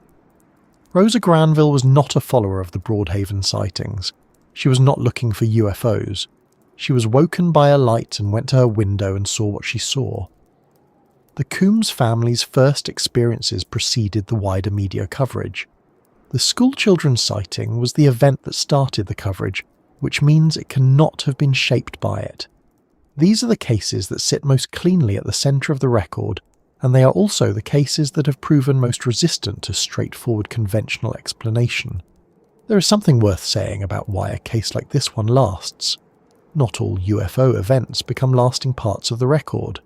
Many are reported, briefly discussed, and then absorbed into the general background noise of unexplained phenomena without acquiring any particular significance. What gives a case staying power is usually a combination of factors: the number of witnesses, the quality of the documentation, the credibility of the people involved, and the degree to which the events resist easy explanation. The Broadhaven Triangle has all of those things. It has witnesses whose accounts have remained consistent across decades. It has documentation produced by a careful, methodical investigator. It has credible people, a school headmaster, a hotel owner, a farming family, Coast Guard officers, whose accounts were given without apparent motive for fabrication. And it has a central core of events that no single conventional explanation resolves cleanly. The children's drawings are still preserved. That detail matters more than it might seem. Those drawings were made on the day of the sighting independently by children who had been separated from one another, specifically so they could not compare notes, and the drawings agreed. Not in every small detail. Children's drawings never agree in every small detail, but in their essential shape, their essential content, a craft with a dome, a silver surface, a size comparable to a large vehicle. That kind of agreement produced under those conditions is not easy to dismiss. It is the closest thing the Broadhaven case has to a controlled evidentiary moment, and it is one of the reasons the school incident has remained the anchor of the story for nearly 50 years. What the Broadhaven Triangle ultimately leaves us with is a set of questions that have not been answered, held inside a landscape that has not changed. The bay is still there, the cliffs are still there, the school is still there, the farms are still there. The light on the water in the late afternoon is still that particular shade that sits between silver and gold.